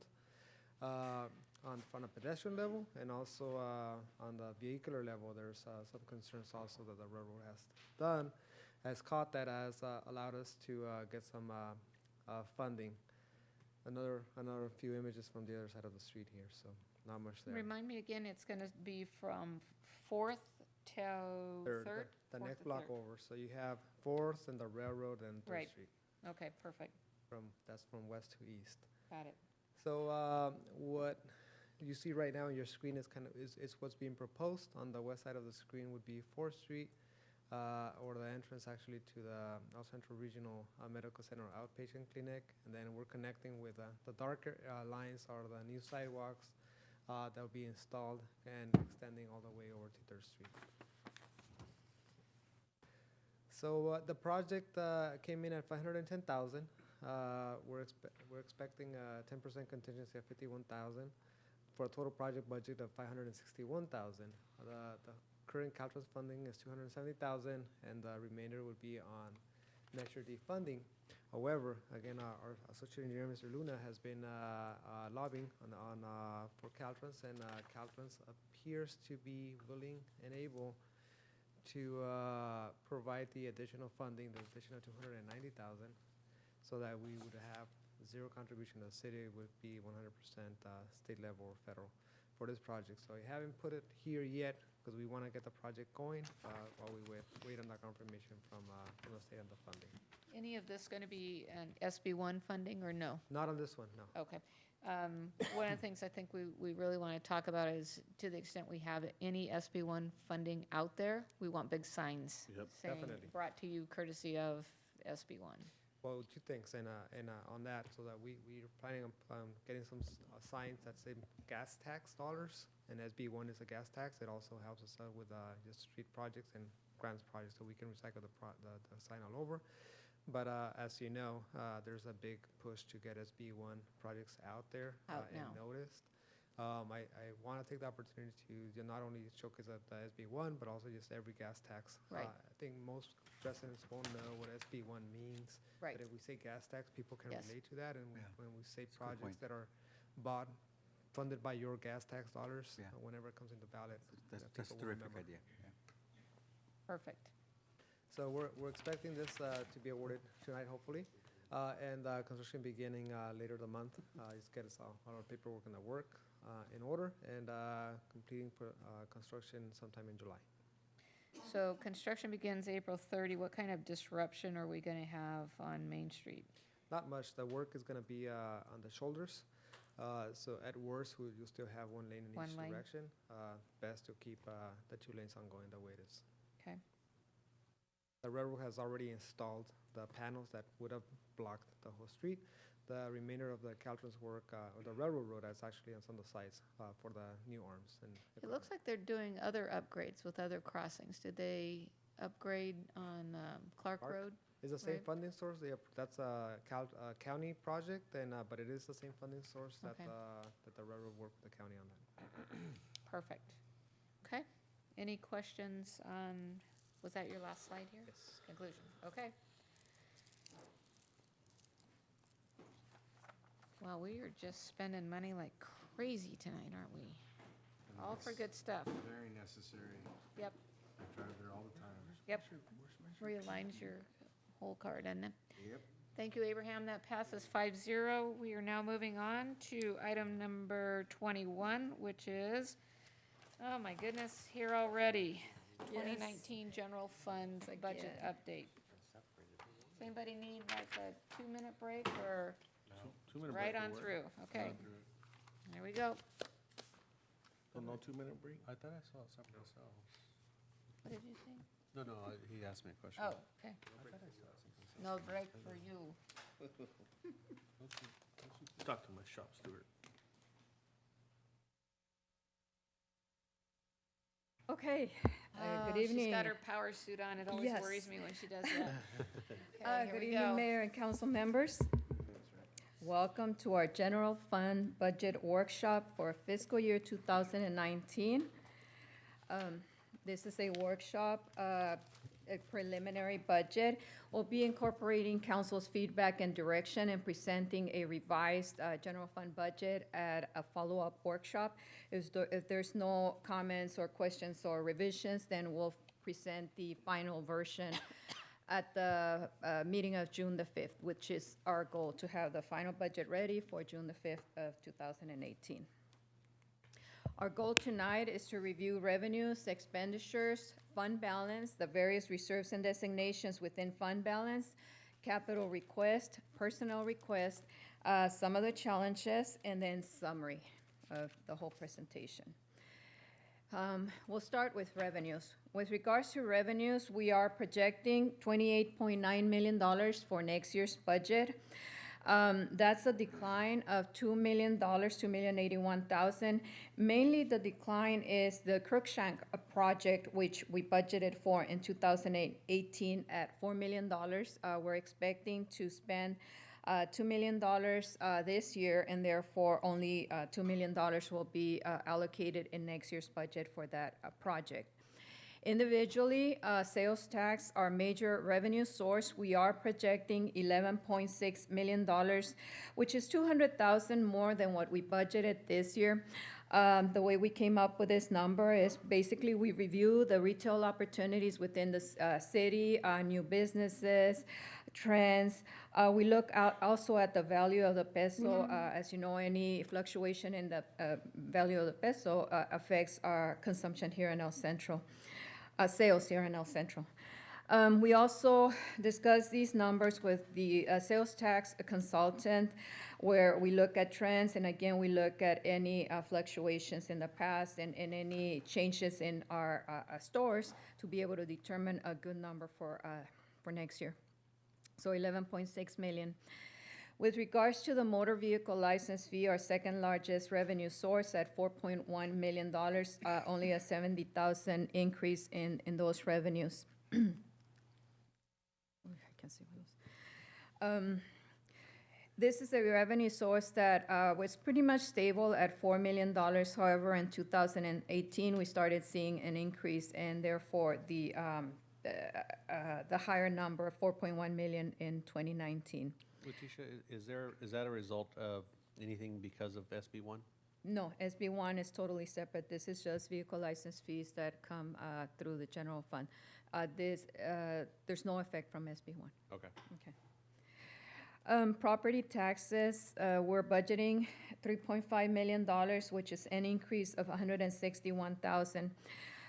This is another revenue source. 2017, it was lingering at the $3.2 million.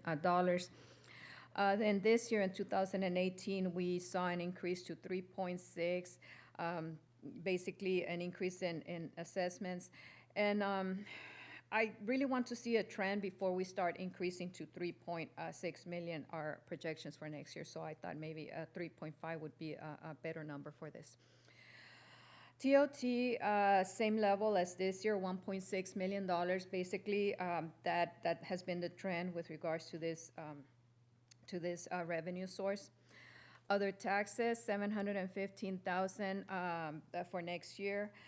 One of the revenue sources that I am seeing a decline is in franchise gas, and that's exactly the one that the $20,000 less revenues for next year. With regards to building fees, $600,000, same level as this year. We haven't been able to surpass that number in several years. Even though this was one of our major revenue source a few years back, right after the recession, it's been lingering at the $600,000. Service charges, $405,000, pretty much at the same level as this year. Grants and agency, $1.3 million, showing an increase of $55,000. I'm projecting some of the monies coming back from the redistribution due to the refinancing of the 2007 bonds. So $55,000. It might be it's projected a little bit higher, but since it would be the first payment back to the city, I think 55 is a good number. Fines, other revenue and transfers in shows a decline of $2.5 million. That's the $2 million less for the Crookshank project. And then we had some one-time revenues this year of approximately $500,000, so that's right on track. Overall, $28.9 million in revenues. And The next slide is a pie chart for the various revenues, just so you can see, for example, sales tax, the blue portion of the pie is our sales tax, which represents 40% of our revenues. Then the next one is the red one, motor vehicle license fees at 14%, property taxes at 12%.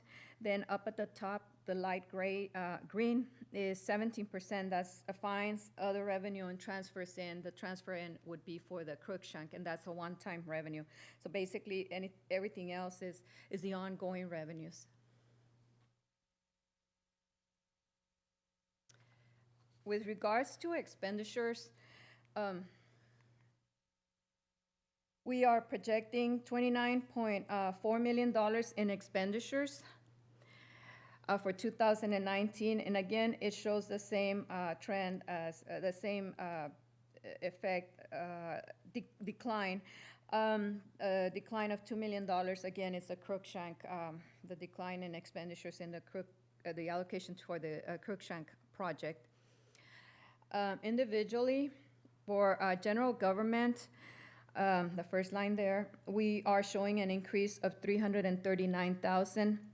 Some expenditures have increased, such as there's an allocation for capital, whereas in previous years, this previous year, we did not have any allocations for capital.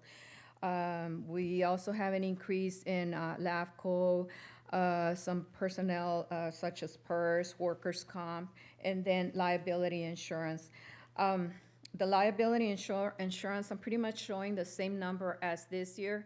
I'll revise that number once I have the final figures, the final invoice from JPIA. For police, I'm showing a $10 million, a decline of $663,000. Mainly, there was a substantial allocation for capital this year for police dispatch and then for police activities. And that was a one-time expenditure that's not reflected in next year budget. For fire, $6.7 million, a decline of $254,000. That's basically due to the payoff of the side fund being reflected here as well. For public works, we're budgeting $3.5 million, a decline of 1.8. Mainly, again, that's where the Crookshank project is reflected. And then there was net of some capital allocations next year. Okay. For engineering, for $463,000, only an increase of 26. Again, personnel, some capital. Building, we have an allocation of $656,000. It shows an increase of $46,000, which is due to capital, an allocation for capital next year as well. Planning, $384,000. It shows an increase of $37,000. The increase here due to the allocation of $15,000 for property abatement, which was not in this year's budget. That was a mid-year budget adjustment. And then some capital, and then it reflects also the increase in workers' comp and PERS.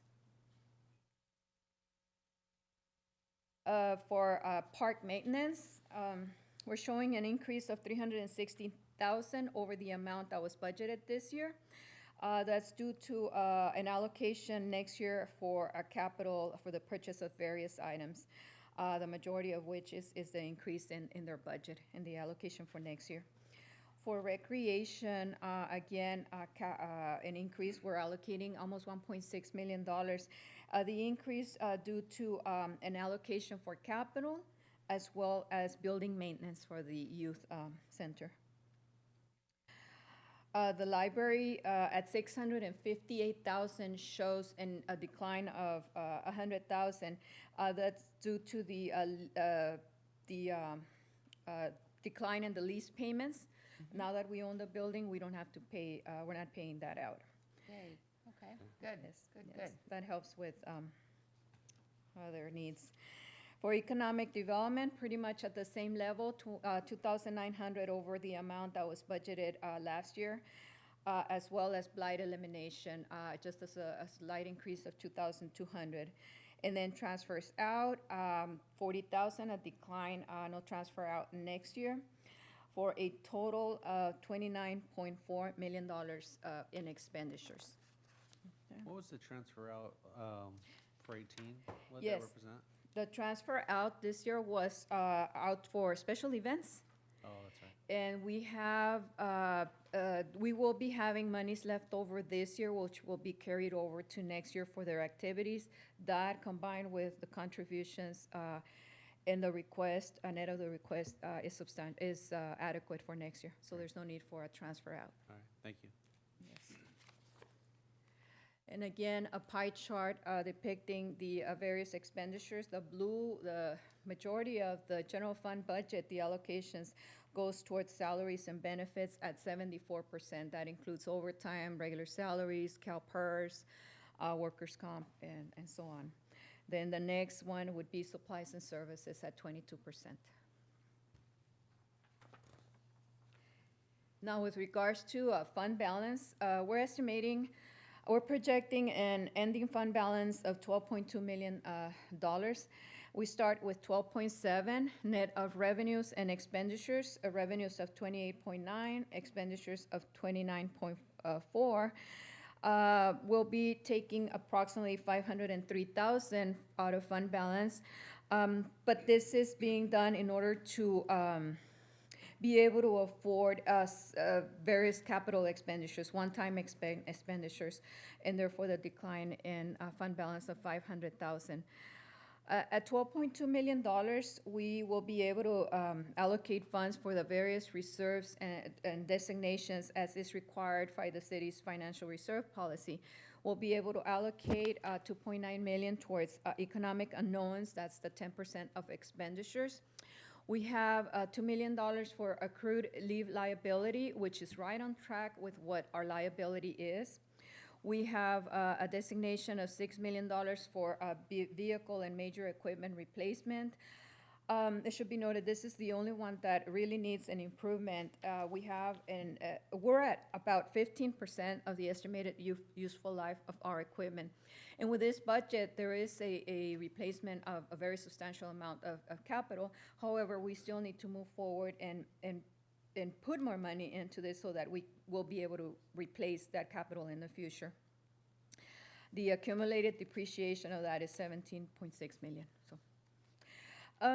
Crookshank, we also have a contingency. As you know, the cost is estimated $4 to $6 million. We will be spending $2 million this year. We have allocated in the budget $2 million for next year. And we also have this $1 million contingency just in case the expenses go over the amount we have allocated in the budget. We also have $296,000 for revenue stabilization.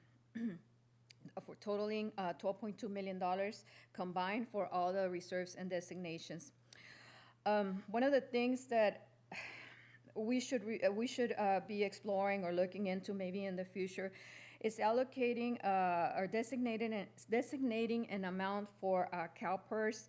As you know, even though we're better off than a lot of other cities at 81% funded for miscellaneous and 71% funded for safety, we still have an unfunded liability of $13 million for miscellaneous and $29 million for safety.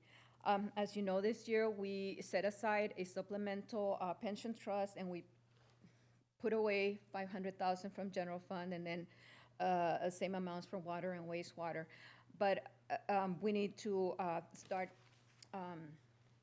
at some point addressing this unfunded liability that just keeps increasing.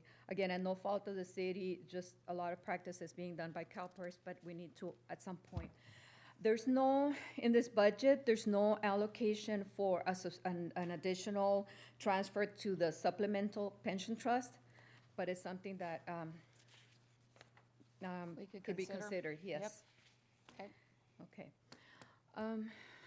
With regards to capital request, I'm very happy to say that we allocated with this draft budget a substantial amount for multiple departments. That is something that we had not been able to do since the recession, because after the recessions, well, due to the recessions, we lost 15% of the general fund revenues. After that, it was basically addressing several concerns. So capital pretty much fell to the end. The total requested was $11.1 million in the with this budget. We discussed the needs. We reviewed memos, documents submitted by the departments, in which they demonstrated what their needs were, capital needs were, and those needs were evaluated with regards to whether the need was a safety need, or the capital purchase was to address a legal requirement or improve customer service.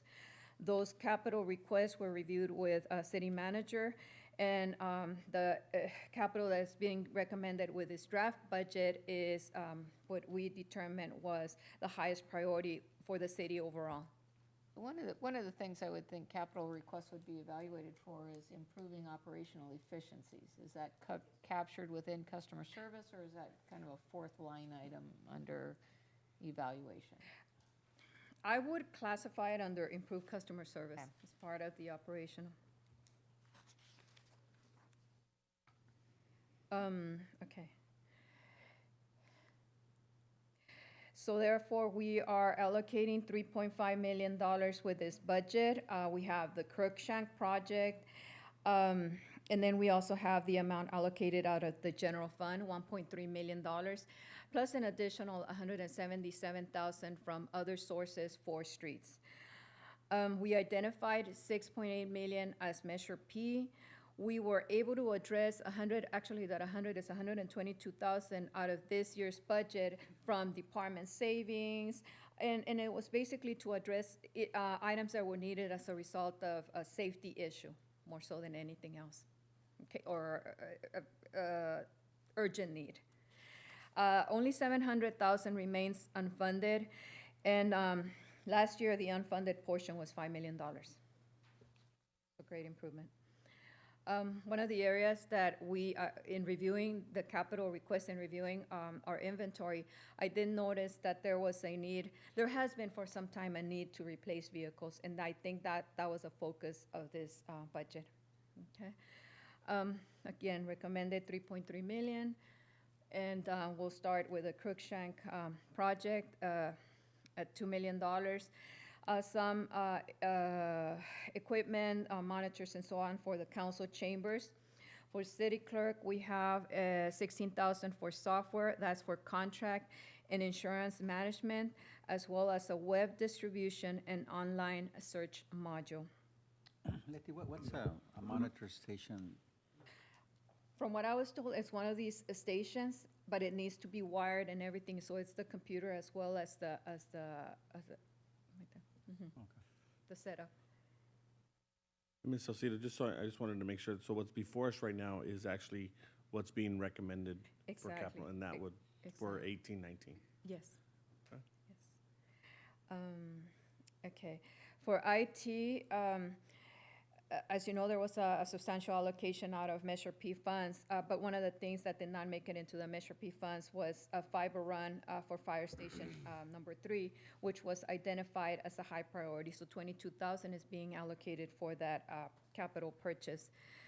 For facility maintenance, they requested a copier, $2,500, and then we are replacing 2 trucks at a cost of $66,000. For police, we are allocating $15,000 for 6 computers, and then $195,000 for 5 general service vehicles. For animal control, we are also allocating $39,000 for a service vehicle as well. For fire, there is a great need in this department. There was a great need, and we're allocating $65,600 for a quick response vehicle, $72,000 for a command vehicle, $257,000 for 4 trucks, $43,500 for a staff vehicle, And then 25,000 for a integrated fire smoke alarm system for Fire Station 1 and 2. And finally, 34,000 for 5 thermal imaging cameras. Leticia, the 4 trucks will be for our battalion chiefs. Is that what the BC stands for? There is 4 trucks, yes, for battalion chiefs to replace 16-year-old vehicles. Very much needed. Yes. Okay. For street maintenance, we have out of the general fund allocated 33,000 for a truck. There's also a need for a patching a flatbed truck, field equipment, trailer compressor. Again, 55,000 for the truck, the flatbed, 15,000 for the field equipment, 25,000 for the trailer and compressor. For building, 20,000 for a truck. Planning, 2,000 for user licenses for 2 additional staff for the planning software. For parks, these are items that have been requested over and over again, and I'm very happy to be able to at least recommend it. 51,000 for a utility loader with attachments, 72,000 for a towable lift, 34,000 for a turf maker, hydro seeder, and the trailer, and then 100,000 for 2 trucks for parks. For the community center, we are allocating 1,300 for a 65-inch TV, 1,300 for a defibrillator. For the plunge, aquatic shade, and inner tubes for the pool. For mini bike, we're allocating for various items, safety cabinet, a 65-inch TV for the training, defibrillator, cabinets, tables, chairs, and a portable shade. How come their 65-inch TV is more expensive than the one for the community center? Pat? The NIPM TV is more expensive? The other ones did not include the sales tax. Ah, smart TV. Okay. Portable shade. For the sports court, 19,000 for 4 industrial ceiling fans. Economic development, just some equipment, laminator and a scanner. And then for blight elimination, 967 for 2 handheld cordless paint sprayers. For streets, as I mentioned, out of other funds, the LTA funds, we're allocating 177,000 for 2 additional trucks, and then for a backhoe, 110,000. Some of the items that were included in this year's budget out of savings were for various divisions, council, HR, fire, streets, building, engineering, recreation, community center, OPOP, and youth center. Items as a lot of computers, which were, urgently needed to replace this year. And again, all technology was reviewed with IT to determine who needed what and who had the most urgent needs.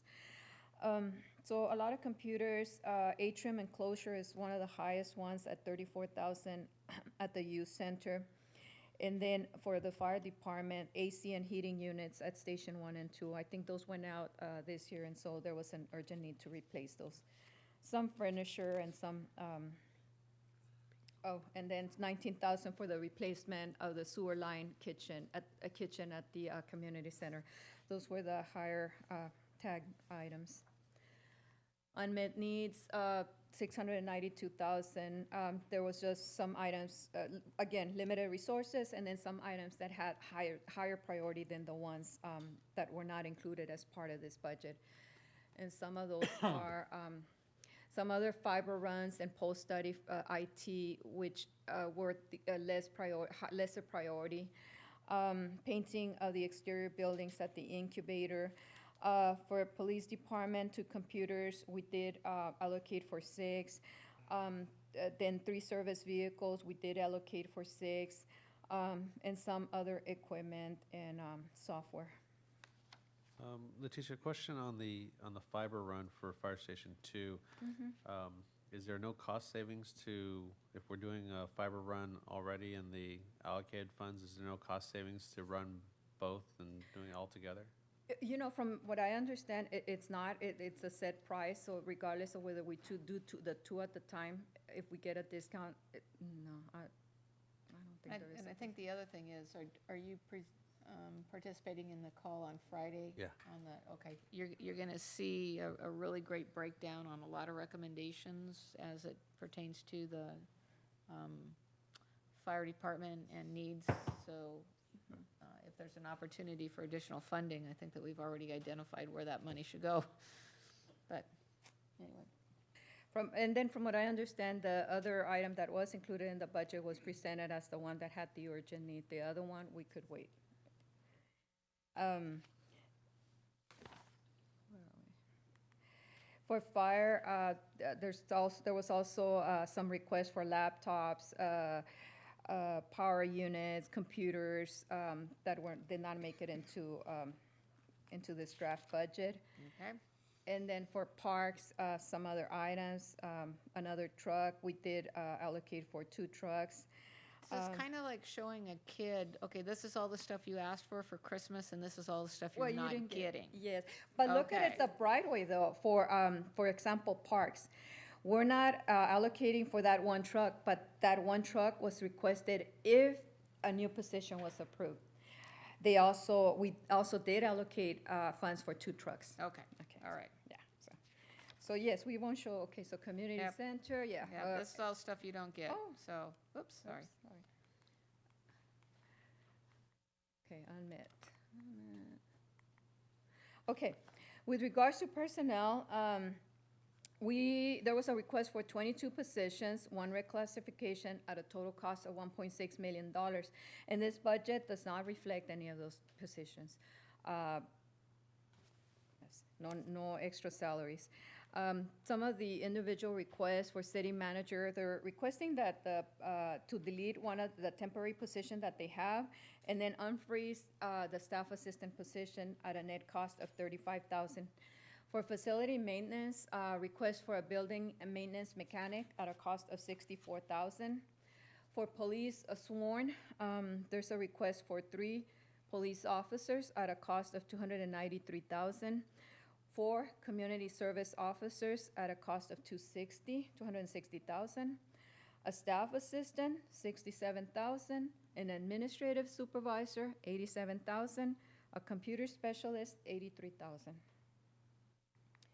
For building, there's a request for 2 positions at a total cost of $142,000.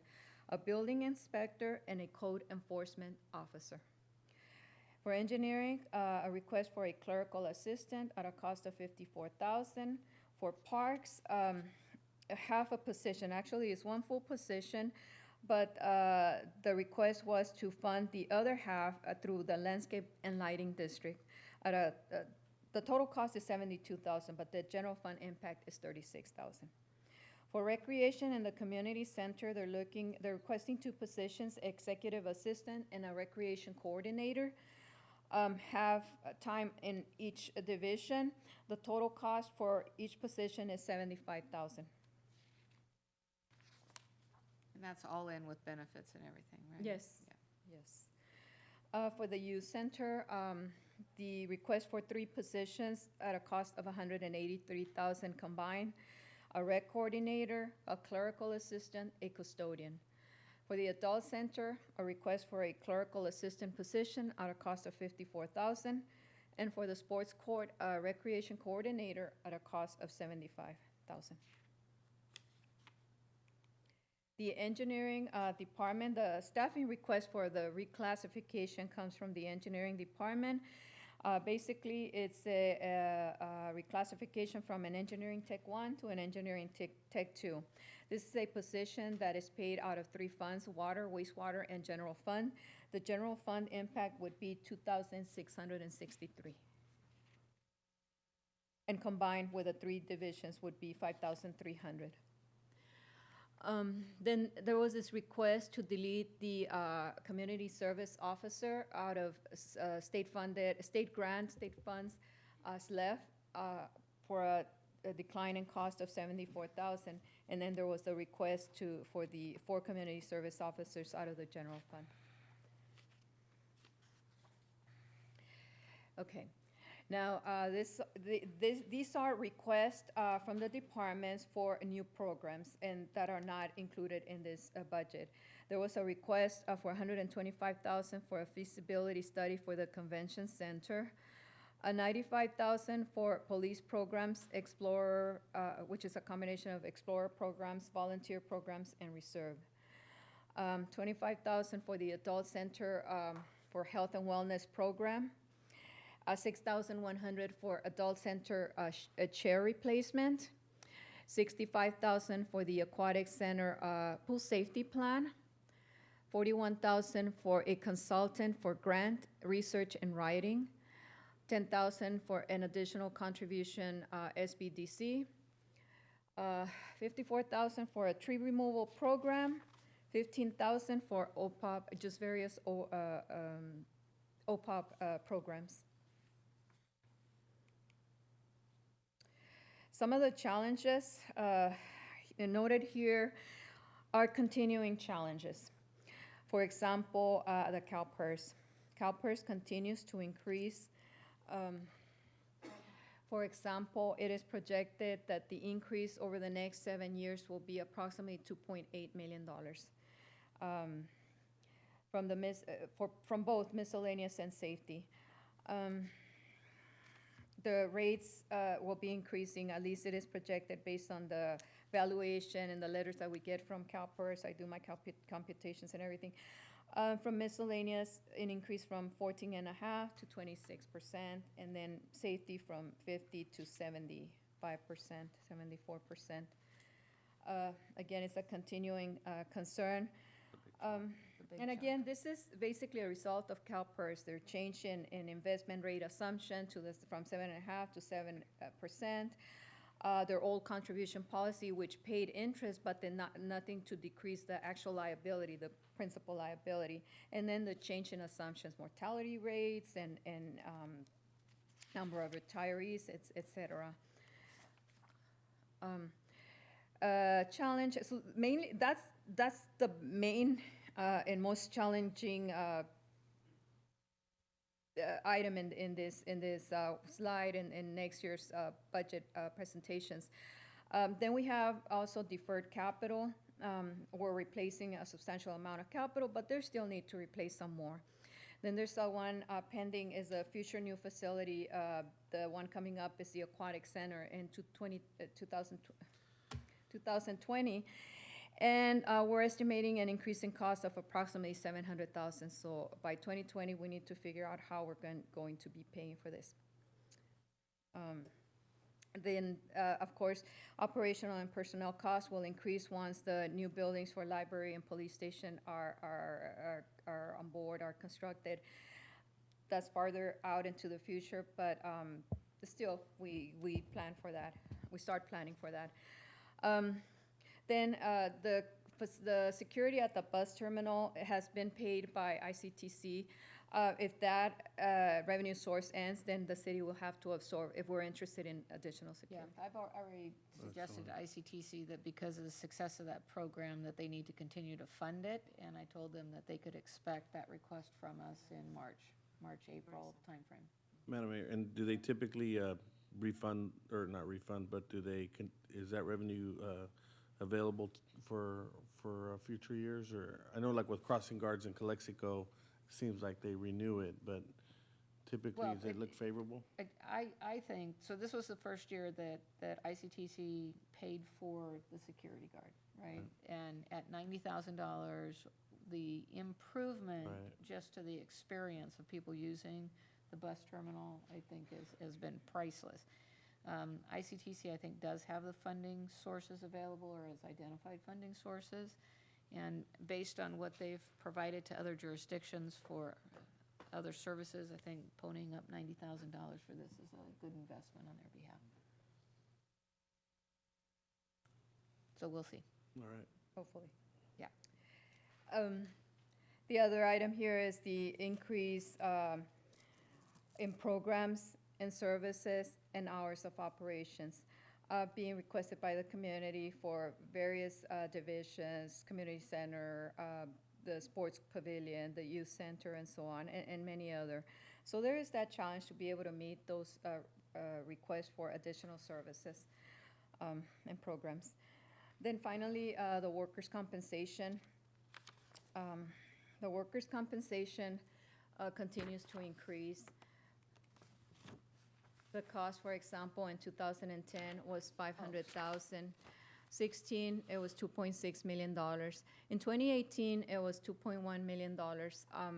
I budgeted close to that amount for next year. And again, I'll update that amount as soon as we get the invoices from the JPIA. The concern is that we had at one point a fund balance of $6.3 million. And basically that is used for rate smoothing. If 1 year, for rate smoothing, and so that we won't have to charge, let's say it goes from $500,000 to $2.6 million, the general fund cannot afford such an increase. So we like to have this fund balance to be able to, out of that fund balance, use it for us to stabilize the rates that year. For example, the rate being charged to the general fund is 11%. However, to be able to absorb the full cost of $2.1 million in 19, the rate should really be 13%. However, that would be an additional $320,000 expenditure in the general fund, increasing the shortfall from $500,000 to $800,000.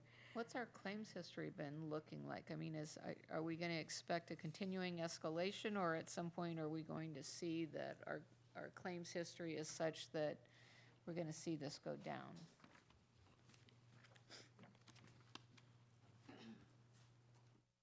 Our claim history has gotten better. However, the cost is from old claims. Yeah. And we were expecting a large reduction this year. However, we have one particular old claim that has already cost the city about $1 million, and it's anticipated to go up to $5 million. Wow. One claim. Probably time to have a briefing in closed session for city council on open workers' comp claims, especially something that's going to be costing us This is $5 just million something bucks. that's come to our attention just recently Oh, on okay. this one claim. Let's definitely put it on the. So, Okay.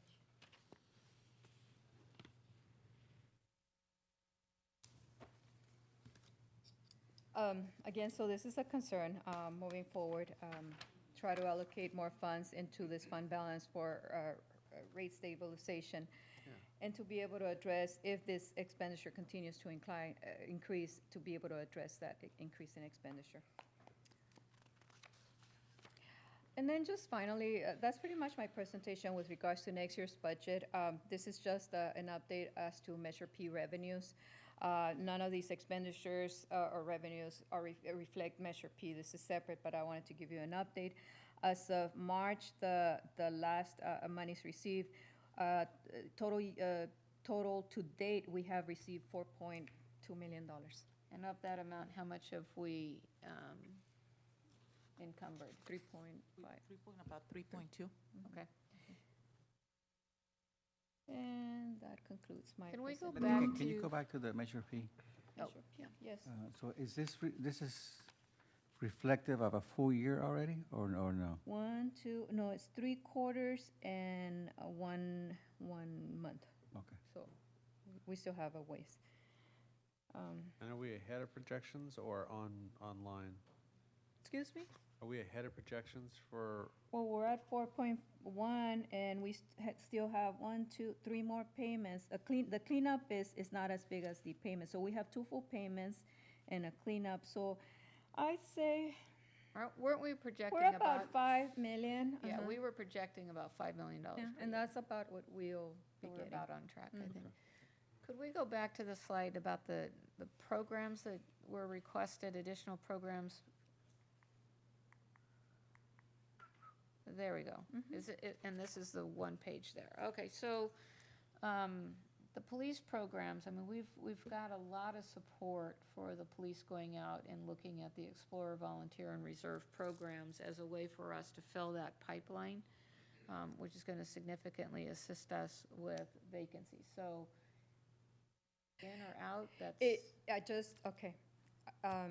Yes, we did 'Cause if something if this I'm- year, and I forget the amount that we allocated for startup cost. Yes, actually, Madam Mayor, we actually are working with our police department so that they can start the program this fiscal year. Okay. What our finance director is doing here is basically indicating to you, some of the new programs, requests that, we have received either Right. from members of the public that are obviously asking us to, Right. as you can see, there's several requests for the adult center. But to answer the question specifically to the police department programs, yes, we're very supportive of them moving forward, and we have asked that they start the program this fiscal year with funding. Okay, But perfect. what- Because if I'm looking at this and what you're asking for is feedback from us as we move forward with finalizing this.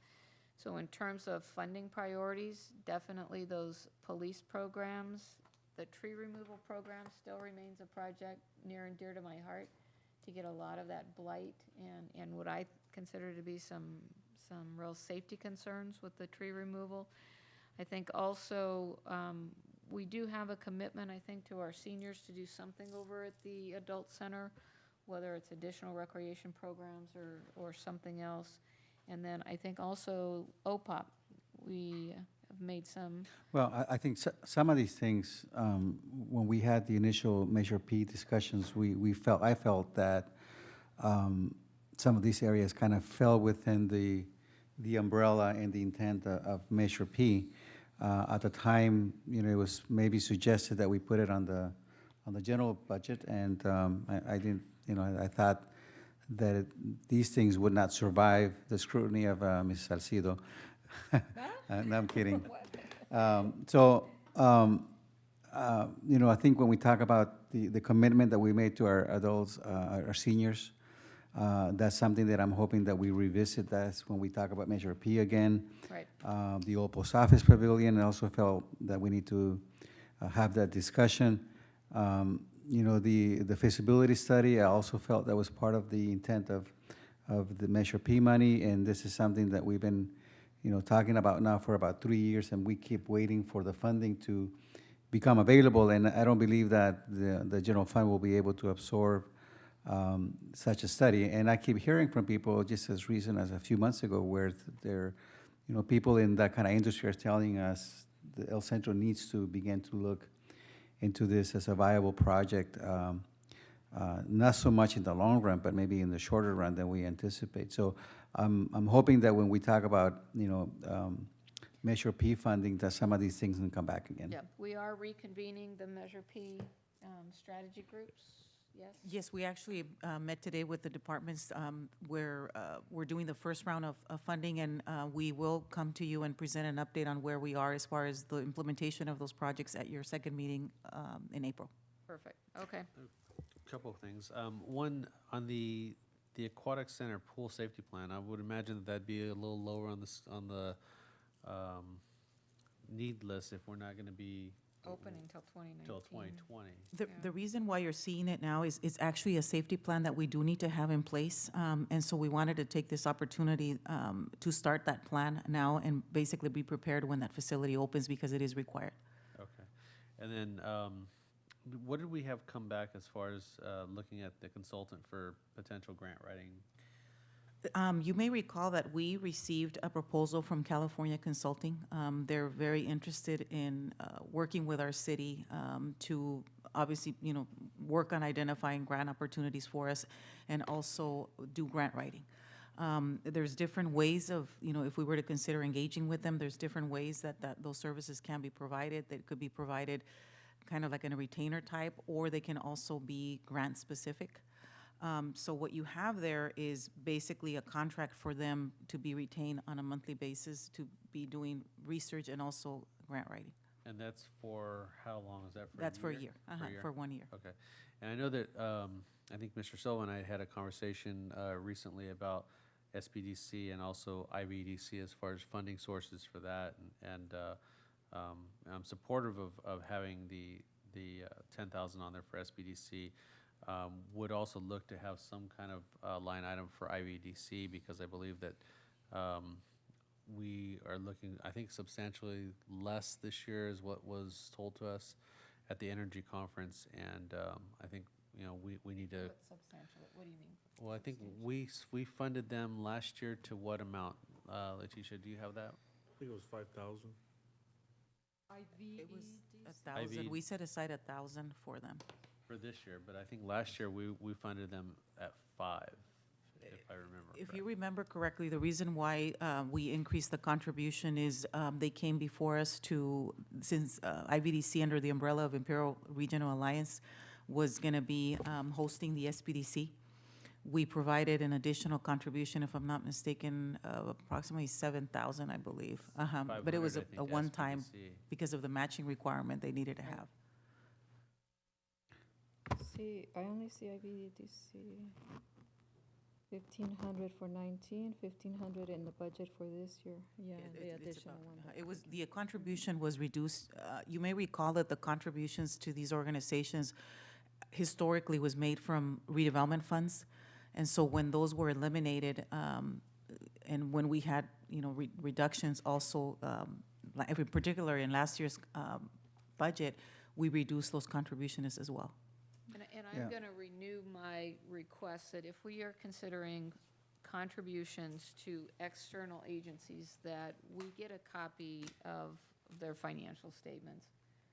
I mean, for years, we have funded these programs without ever seeing where our money actually is being spent, where it's allocated in their budget, what their other funding streams are, or anything. So I think that has to be an expectation going forward.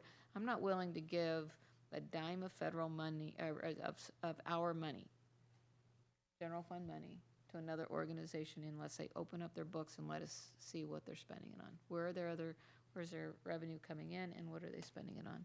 I think that's a reasonable request from, I think, Madam Mayor, I think, but I do also want to echo and support what Mr. Jackson was saying. I think that, you know, the SPDC as it's being restructured, I think that is providing a very positive contribution to our city, particularly if you remember the report that we saw, a significant number of their clients are in the city of El Centro. So I do think that there's a return on that investment. I do think that a contribution of $1,000 is just too low from my perspective as well. Also, as it relates to the IVDC, you know, I've always felt that the IVDC was an organization that helped and that, you know, brought, you know, business and resources to our community. But I became a real fan of the SPDC more so because of the efforts that they did in Project Eagle and how they put together just an outstanding packet and bringing everybody together. And we were not successful, as we all know, but it really told me that the potential of what they can do in terms of bringing industry to Imperial Valley is significant. So, and that they really have their act together. And so I think for that reason, I would also support Mr. Jackson's notion of increasing our contributions. Madam Mayor, just to piggyback, in terms of what you're looking for is, you know, financials. You know, I think of an audit, and I know the audits can run, you know, from 5,000 to 7,000, or are you looking maybe for some sort of certified financial? Yeah, I'm not asking for an audit. Okay. I'm just looking at, show me something that somebody else has looked at, right? Yeah. So would it be in terms of a financial statement, a P&L statement? Sure. That they would be submitted with the request? Let's start with that. Something that somebody else has reviewed. Yeah. And I don't think that's ever been a problem as far as, I don't know about SBDC because I don't know how that's structured, but I know in the past IVDCs presented financials. Yeah, they did, but the problem, the sticking point is that the language that was put into 2 years ago stipulated an audit, and so there was some sticking points. And I know that IVDC and the city went back and forth several times because of the expense. It happened to be that they were doing their they were in their normal audit cycle. I guess they do that every 5 years, but it delayed the actual process of getting them funding because of the language that was put into a stipulation for that funding. So I would make sure that we remove that stipulation of an audit, because I think that that's burdensome to anybody, that it doesn't do any good to get $5,000 from the city, but make them spend $7,000 to $10,000 to get that $5,000. But I think I'd it's like to certified.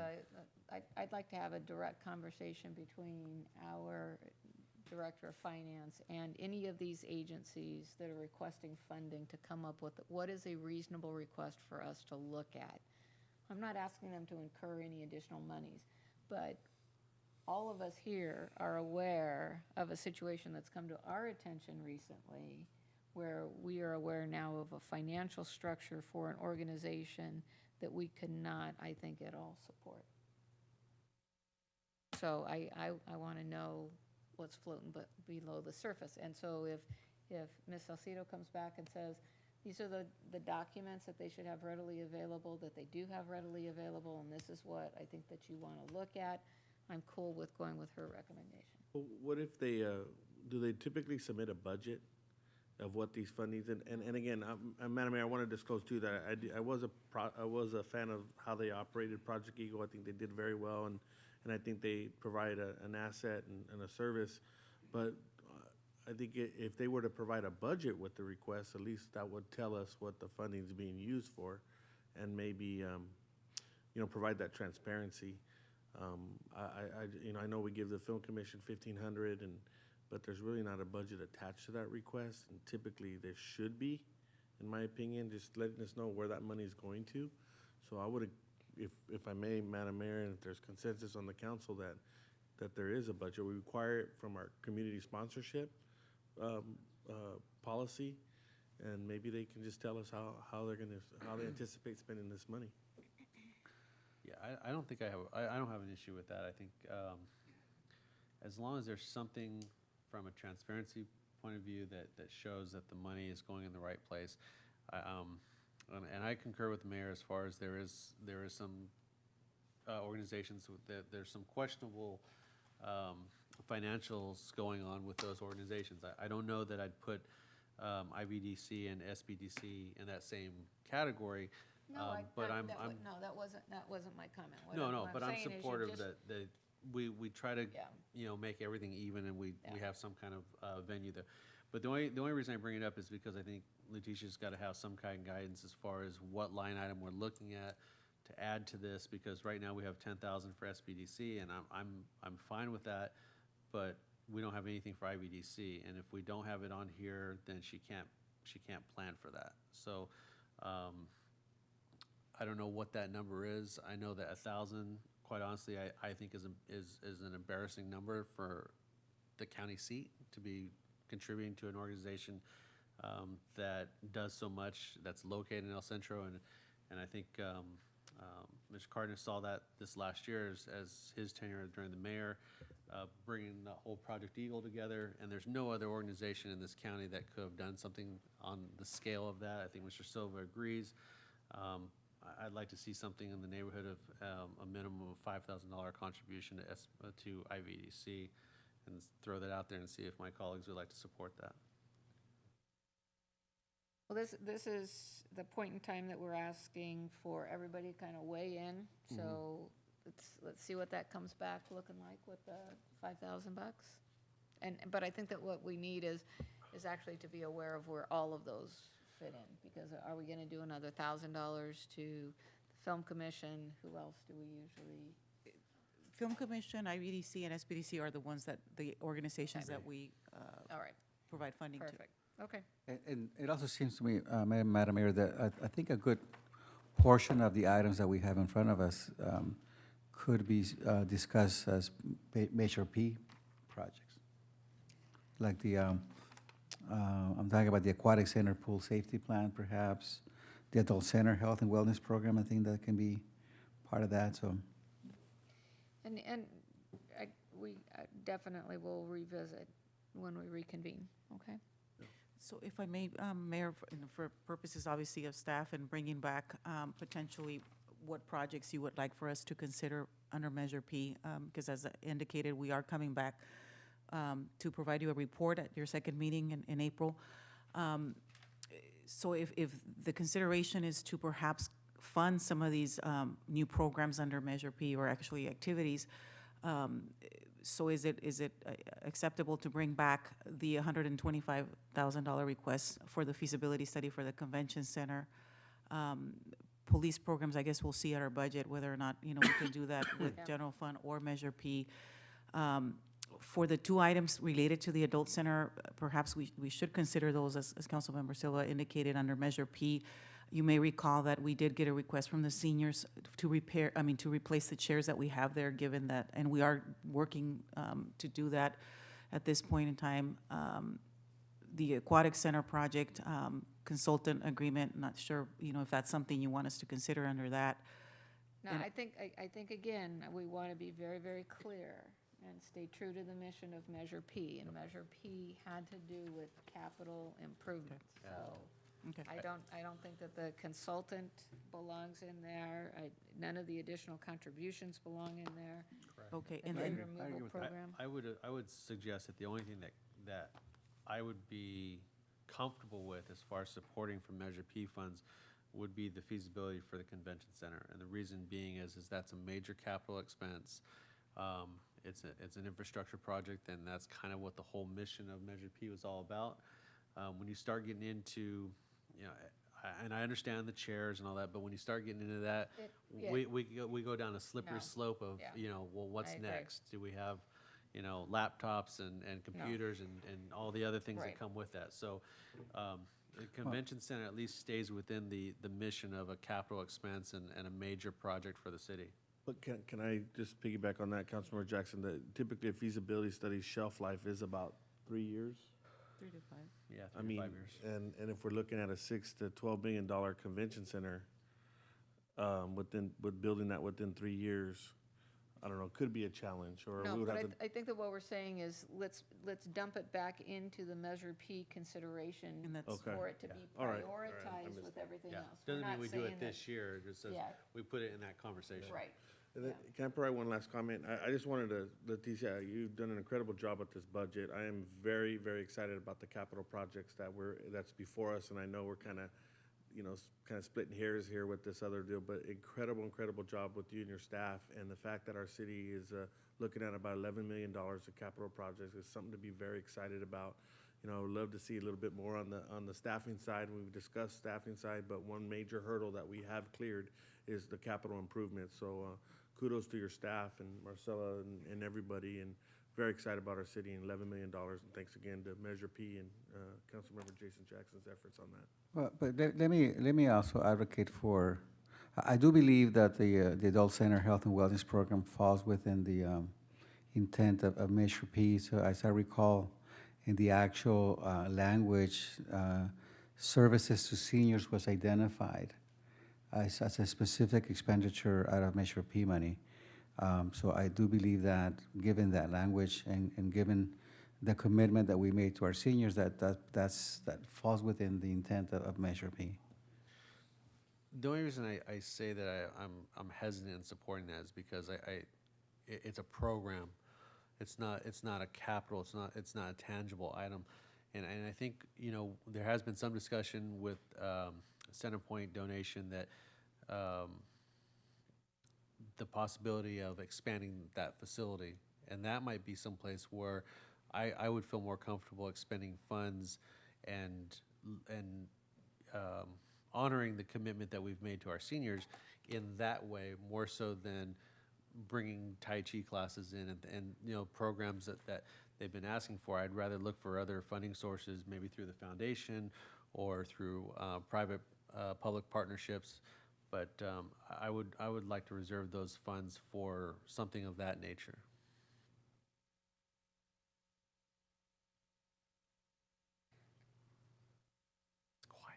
Well, no, I do agree with, that's a tough call, Mr. Silva.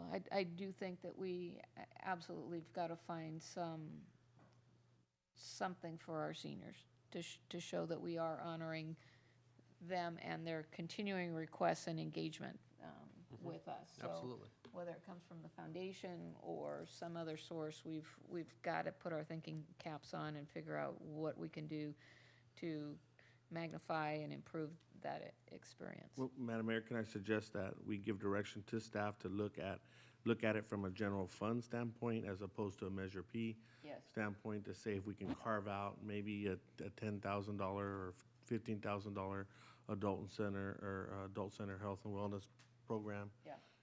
You think, would that be Yeah. a realistic request? Sure, absolutely. Or attainable request? I believe that would be, and I also believe that if we are gonna move down the road with the 41,000 to, what are they called?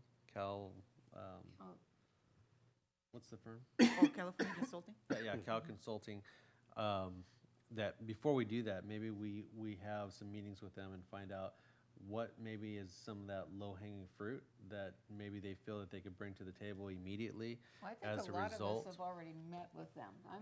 I've really want to kick this over to the city manager and anybody else that wants to meet with her. And can we just, I think we owe it to them and we owe it to ourselves to come up with a definitive yes or no. I mean, we've been considering consultant For services with few them. years, that For I at know, least yeah. 3 years. Yeah. I think during your term, Yeah.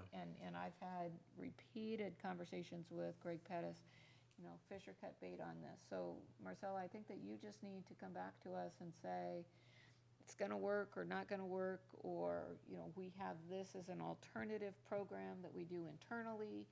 I mean, tonight, how much money did we accept in successful grant applications, right? Or Rule 310 money, or Well, some of the Madam, source, so. if I can just add, I didn't wanna keep people here too much there, but, the only thing I'm struggling with that is, we have, just getting a big picture of what their role will be. I see, Pat here, and she's a very successful grant writer. What our police department does with asset forfeiture and pursuing grants, Abraham, Norma, what they do in terms of pursuing grants, very, very successful grant writers. So when I look at the consultant, I believe there is an opportunity. I just don't know where they would fit in, or if it would be a supplemental type of situation as opposed to supplanting some of the things that they're already successful at. So basically, I mean, in conversation, and the mayor is right, I mean, I think probably everybody has met with California Yeah. Consulting, and they approach us every year to consider their services. I would see it as a potential enhancement, to what staff is currently doing, and we have expressed to them that we have, within our staff, very, efficient grant writing abilities. And so what we would see is that they would expand basically what staff is doing. I mean, it's been our experience sometimes in cases like this, when you contract out, that, staff does provide the majority of the information, and what you're seeing is just packaging in a lot of cases. So we're very, very careful, and I think that's why we have kind of put the brakes on considering this proposal, because a lot of times staff does end up, being the one that is providing the majority, because who knows better our city than really staff? And so that's why, we understand they have a strong desire, and they have many contracts with school districts and communities. But I can understand sometimes if the staff is not, able to do those grant proposals, and yes, obviously their services are very efficient. So our city is in a kind of unique situation, because we do go after a lot of the grant programs that, they have access to. But, they may be able to access other programs that, staff is currently not doing. Yeah, and I think when I say to maybe meet with them and try to figure out what that low-hanging fruit is, in my experience with meeting with Greg is, it seems like things come in cycles.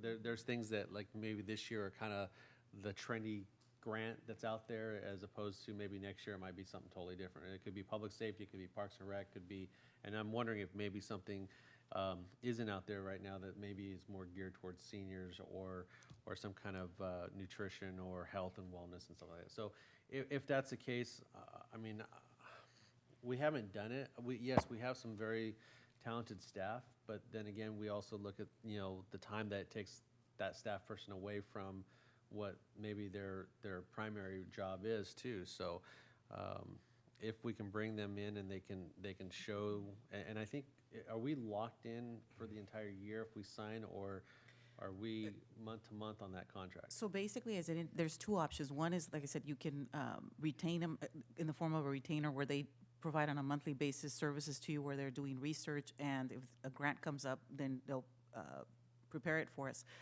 The other manner is grant-specific, which at one point, we actually were considering working with them for our aquatic center project. However, staff first did its due diligence, and we realized that, we didn't meet the requirements.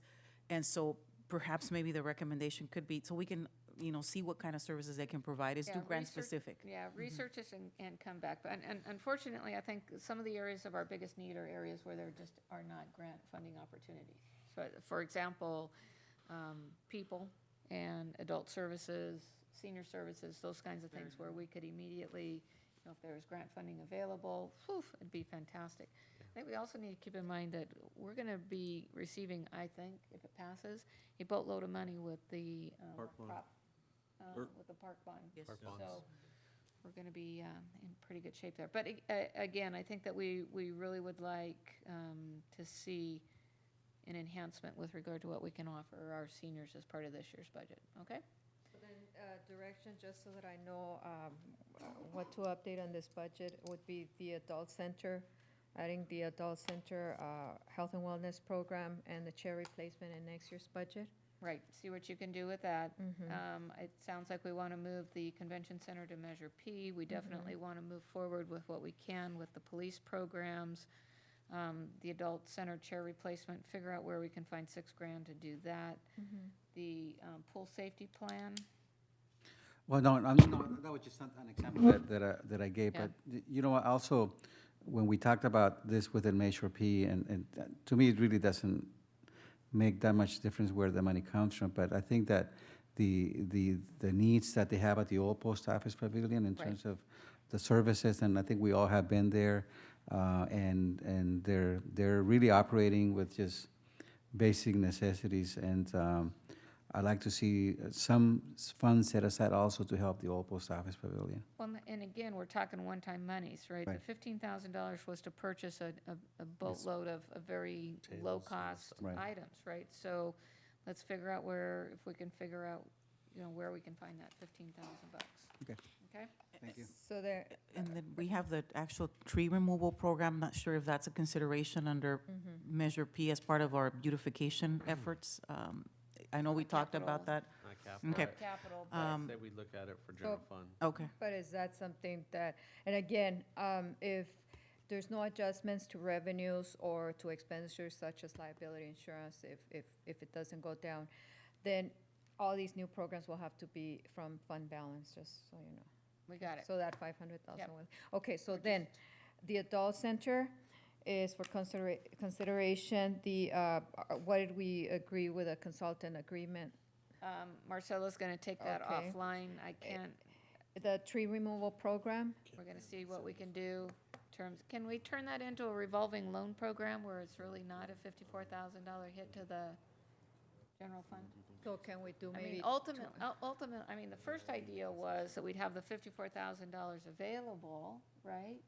And we would offer short-term loans to people to have the trees removed. So they would repay those Pay it loan back. amounts, the $750 or $1,000 or whatever. And so it would be a replenishing fund as opposed to an outright, we're gonna remove your tree for you. I mean, but again, I think as our Director of Finance indicated, if we decide to launch this program, then it would come from general fund? Yep. Initially, So, yes. I think it'd have to, yeah. And is the need for 54,000, can it be, if we're gonna take it, and if the recommendation is to add this program next year, can we start with, let's say, 25,000? And perhaps we can, start off with that and see, what kind of response we Talk get. with Chris Legakis, I think what he was telling us is it looks like $1,000 or $1,500 to take down some of these taller trees. Okay, so what is the recommendation then, so that I can go back and Let's adjust start this? with 50 and see where you can go from there. How much, 50? 50,000. Okay, 50, have but to- that would be a problem, so If then we it's the have to adults. Chop that down a little bit, we have to chop it down a little bit. Okay, so the adult center, the tree pun removal program, Aquatic Center Pool Safety Plan, the pool safety plan as well for next year? through general fund or If Measure we P? can. Again, we can, it's just coming from fund balance. Unless revenues are adjusted. That's which right, I we don't need see to it, but encourage I see- everybody to go out and shop more. I More know. sales tax dollars. Buy more cars. Buy more cars. Uh-huh.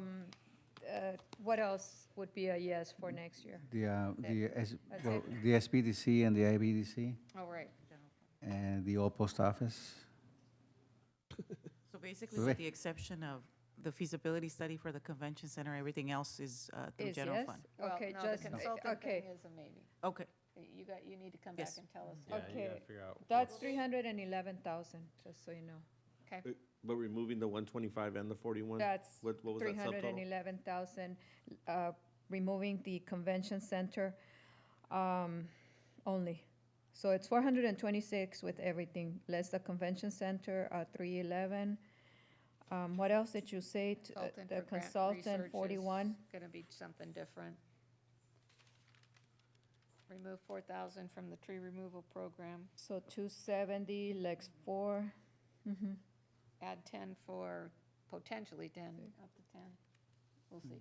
Yeah. that's- Plus 10 potentially for IVEDC, is that, or what was the other 10 Or I'm for? okay, I'm okay What? with 5. I mean, Yeah, I. 5,000? Yeah, we don't need to break Can the we do, bank. I would just. you do yeah. 5 to SB, That's fine. That'll work. Okay, IVDC so or? 5 each 5 and 5, for yeah. SBDC. So SBDC, IVEDC. Yeah, so that's, it's a So then wash. it's 266, Okay. Again, So- this is just preliminary, so take back that direction and see how we do. so it's 500 less, plus 200, so 766,000 shortfall, unless there's an adjustment to any of the expenditures or revenues. Okay? Okay? All right. Anything else? That was our last agenda item.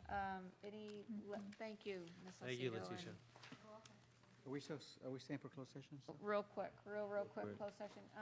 Anything else here? Legislative action, successor agency, no.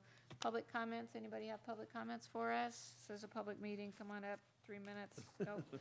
Task force reports, mayor, council, anybody want to really tell us something I'll important? just do something really quick, just because it's kind of interesting, is after all the years I've been on LAFCO, for the first time, there's actually some discussion about the special districts organizing and becoming part of LAFCO, which, and the reason that's important to us is that we bear the majority of the cost from the city side. The way the structures right now is that the cost of LAFCO is borne by 50% of the county and 50% by the cities, but because we're the largest city and because we also have to take in consideration the revenue from the hospital, our contribution is like 80% of that 50%. If the special districts come in, which is IID and all of the sanitary districts and all that stuff comes in, then it would be 1/3, 1/3, 1/3.